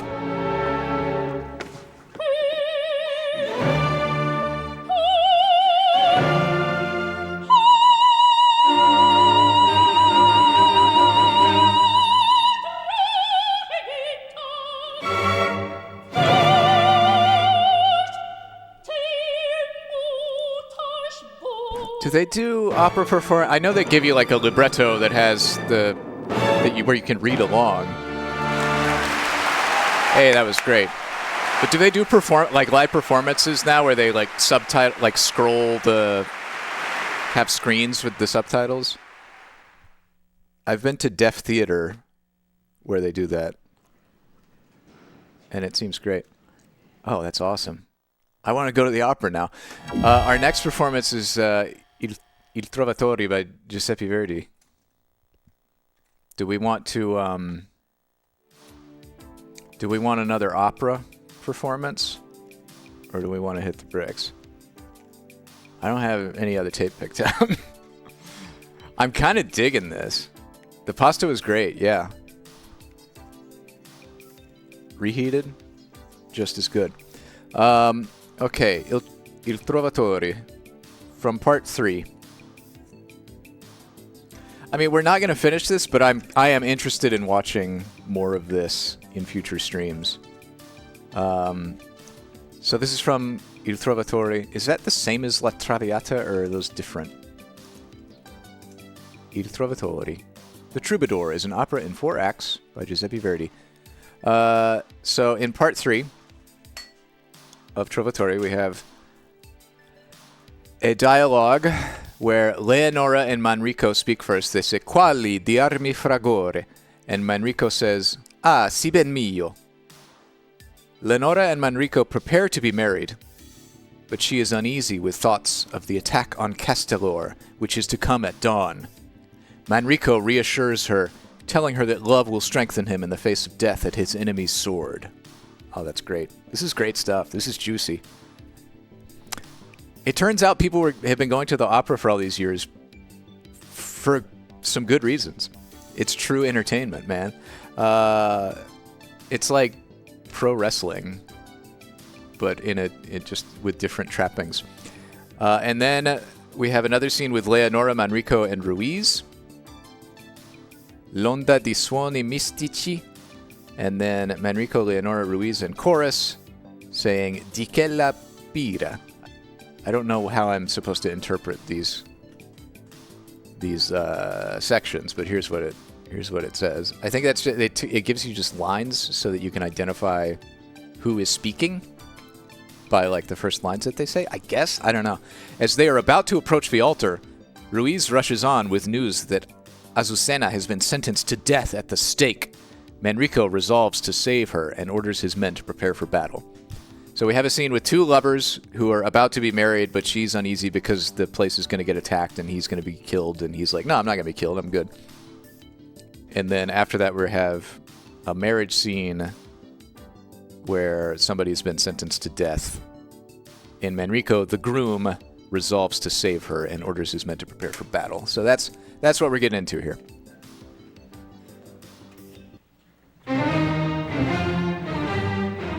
And this is Verdi.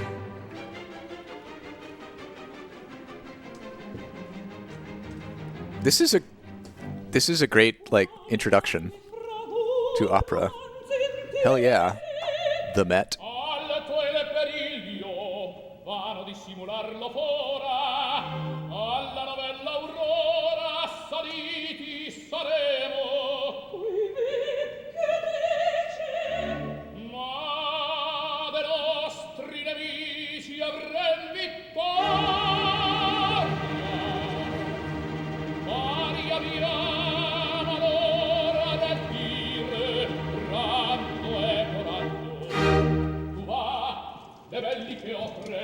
Senza mia breve a te commetto che nulla manchi. Yes, Manrico is portrayed by Luciano Pavarotti in this.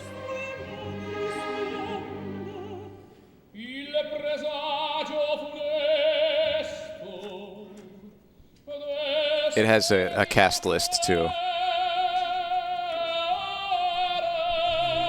God, opera, what a beautiful fusion of like highfalutin, high art and printed materials.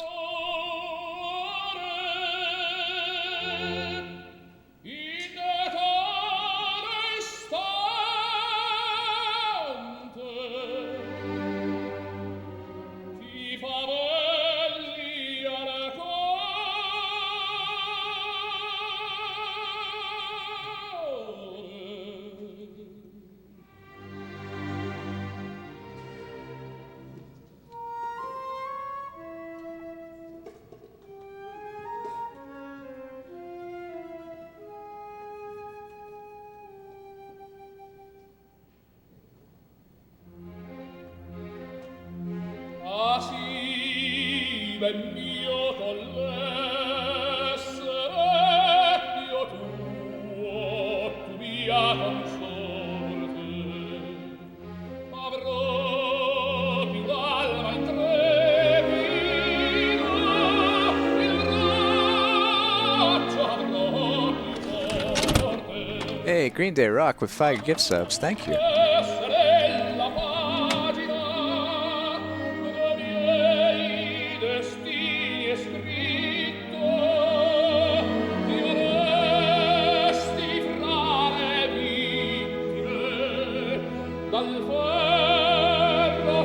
Ooh, the camera work in this opera production.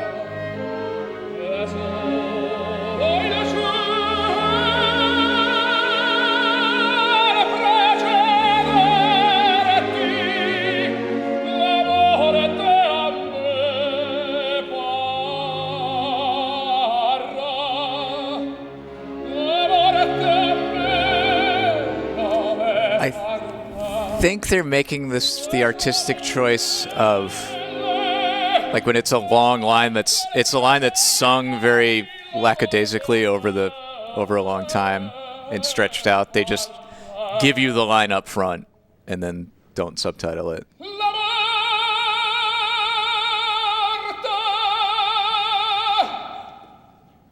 Or maybe they just give you the gist.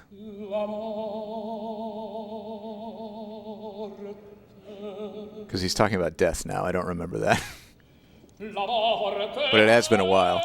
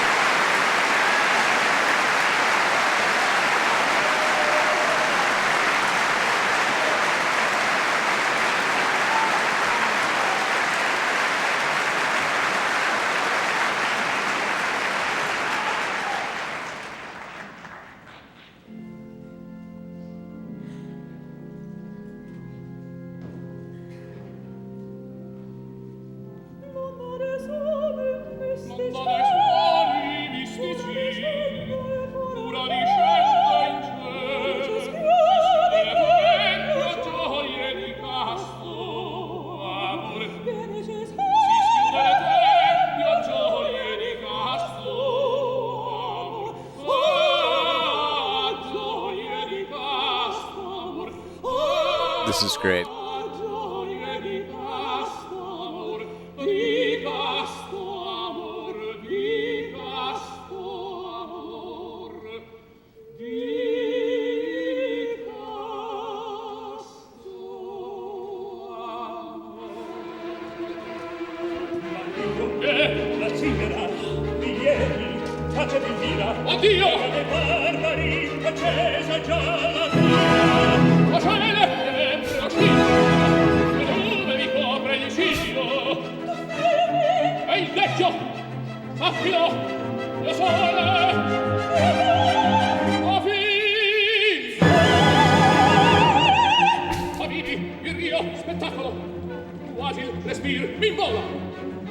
It's so, I mean, of course it is. It's so melodramatic. I love it.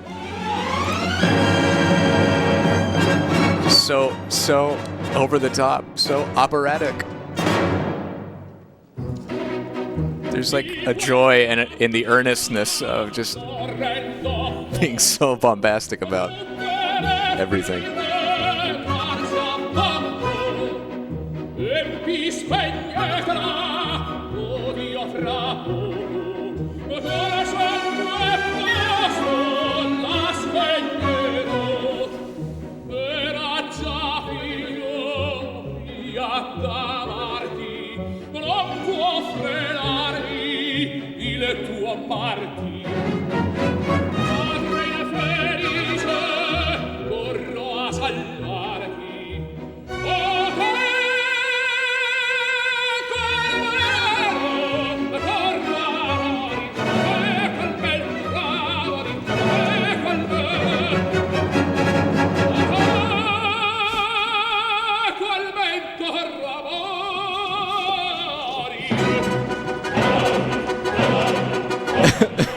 Pavarotti is a great tenor. He does not strike me as a convincing soldier. Oh, the chorus. Hell yeah. His army is the chorus. The chorus all have swords. I love this.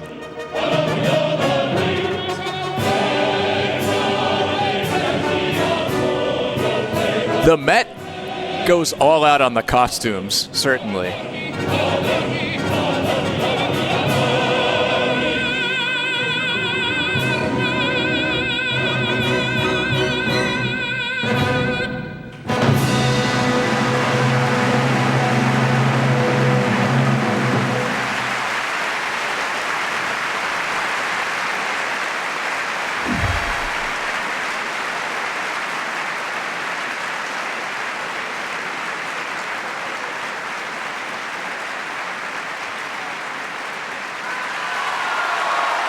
Hey, Luciano. I really hope this does not get blocked, because I would love to keep this tape around. This is an unexpected treat. Shall we do one more today? One more opera scene.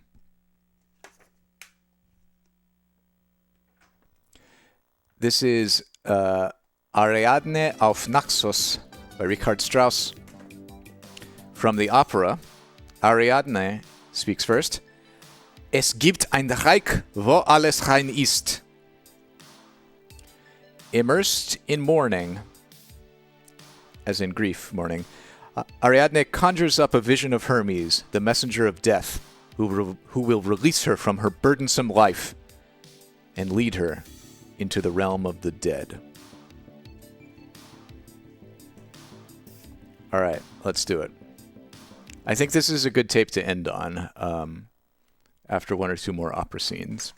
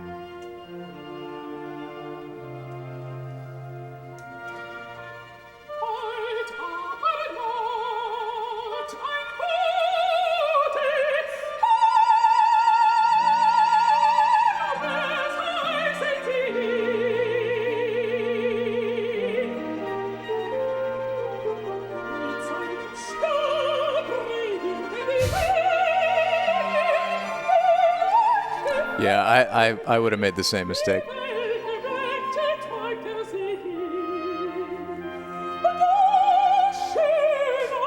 Yeah, the costume department at the Met is 2 for 2 on crowns at this point.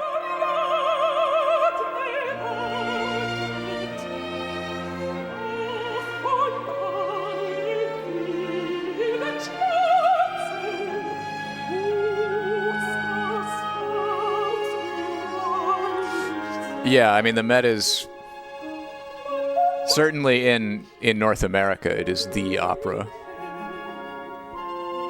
company.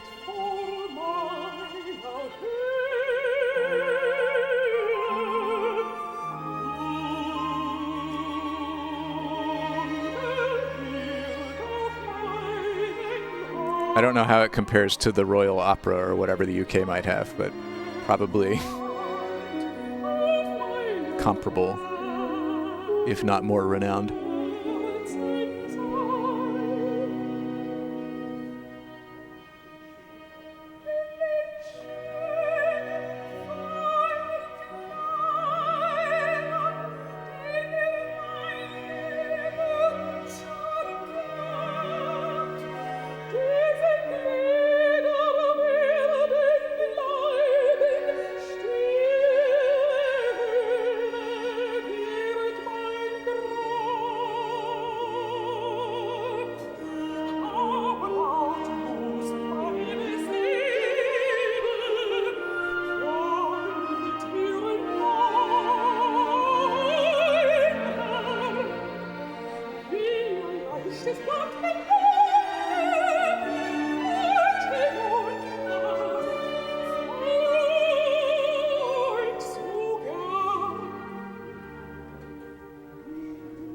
The box, yeah, it's like the cassette was very good quality. The program is very, I mean, it's in good condition too, but like very nice graphic design here.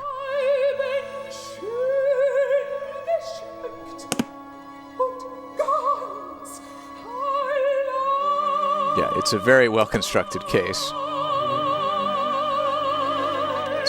It's got 4 clasps that perfectly aligned, no squishiness whatsoever.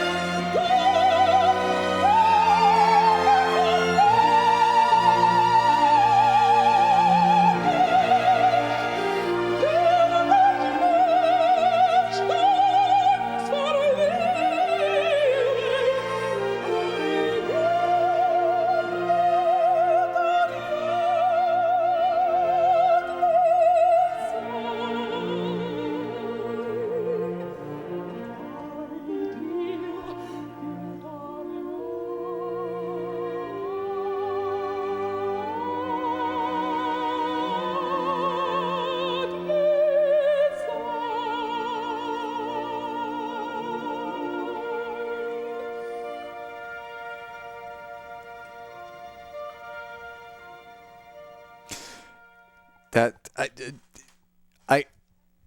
guess the thing that grabs me about these, other than besides the like incredible production value and costuming and everything, is the just the vocal performance. Like, having been in high school choir, I have enough background to like be. I've not sung opera. I can't sing opera. My sister sang some opera when she was like a teenager, getting vocal lessons and stuff. But just like, I know enough to be able to appreciate the incredible amount of like skill and practice and control it takes to be able to render a performance like that, like with just rock solid consistency and projecting it to an opera hall, while also moving around and hitting your marks and doing all the things you need to do and interacting with characters. It's pretty impressive stuff. So that's the first three of, let's see, several. The first 28 minutes of this roughly 90-minute, 101-minute opera tape. So I do believe we'll come back to this one as long as it clears the VOD. And with that said, I think that's going to be it for today. Let me just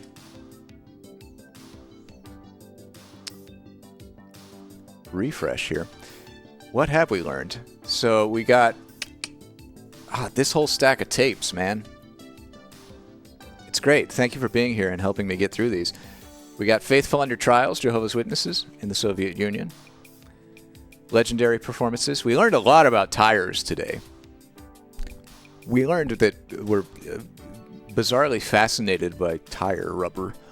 Crop Circle's Quest for Truth, man, that was kind of a nothing burger. I'm glad we got it off the shelf because it's 2 hours and we didn't have to sit through all 2 hours.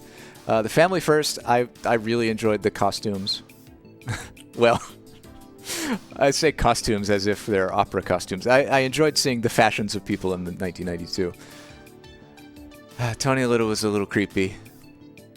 Noah's Ark was fun for a minute. The ice skating was pretty, like, all that old historical footage was awesome, and I have gained a newfound appreciation for the opera. Yeah, we got to do some calendaring. Speaking of calendaring, I suppose I can tell you now that Monday, 10 a.m., I'll be back for more Golden VCR. Join us then. The week of July 1st.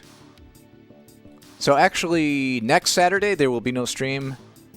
And then that conditions will continue as such until July 8th. So next week I'll be here, but next Saturday through, well, starting next Saturday, I'll be gone till July 8th. No Canada Day tape. Oh, I don't have Canada Day on my Google Calendar because I'm not Canadian. I have holidays in the United States, which does not include Canada Day for some reason. Anyway, folks, it's been a pleasure. Thank you all for being here today. I'll see you back on Monday. Hope you have a great weekend. Stand back. Thanks. Bye.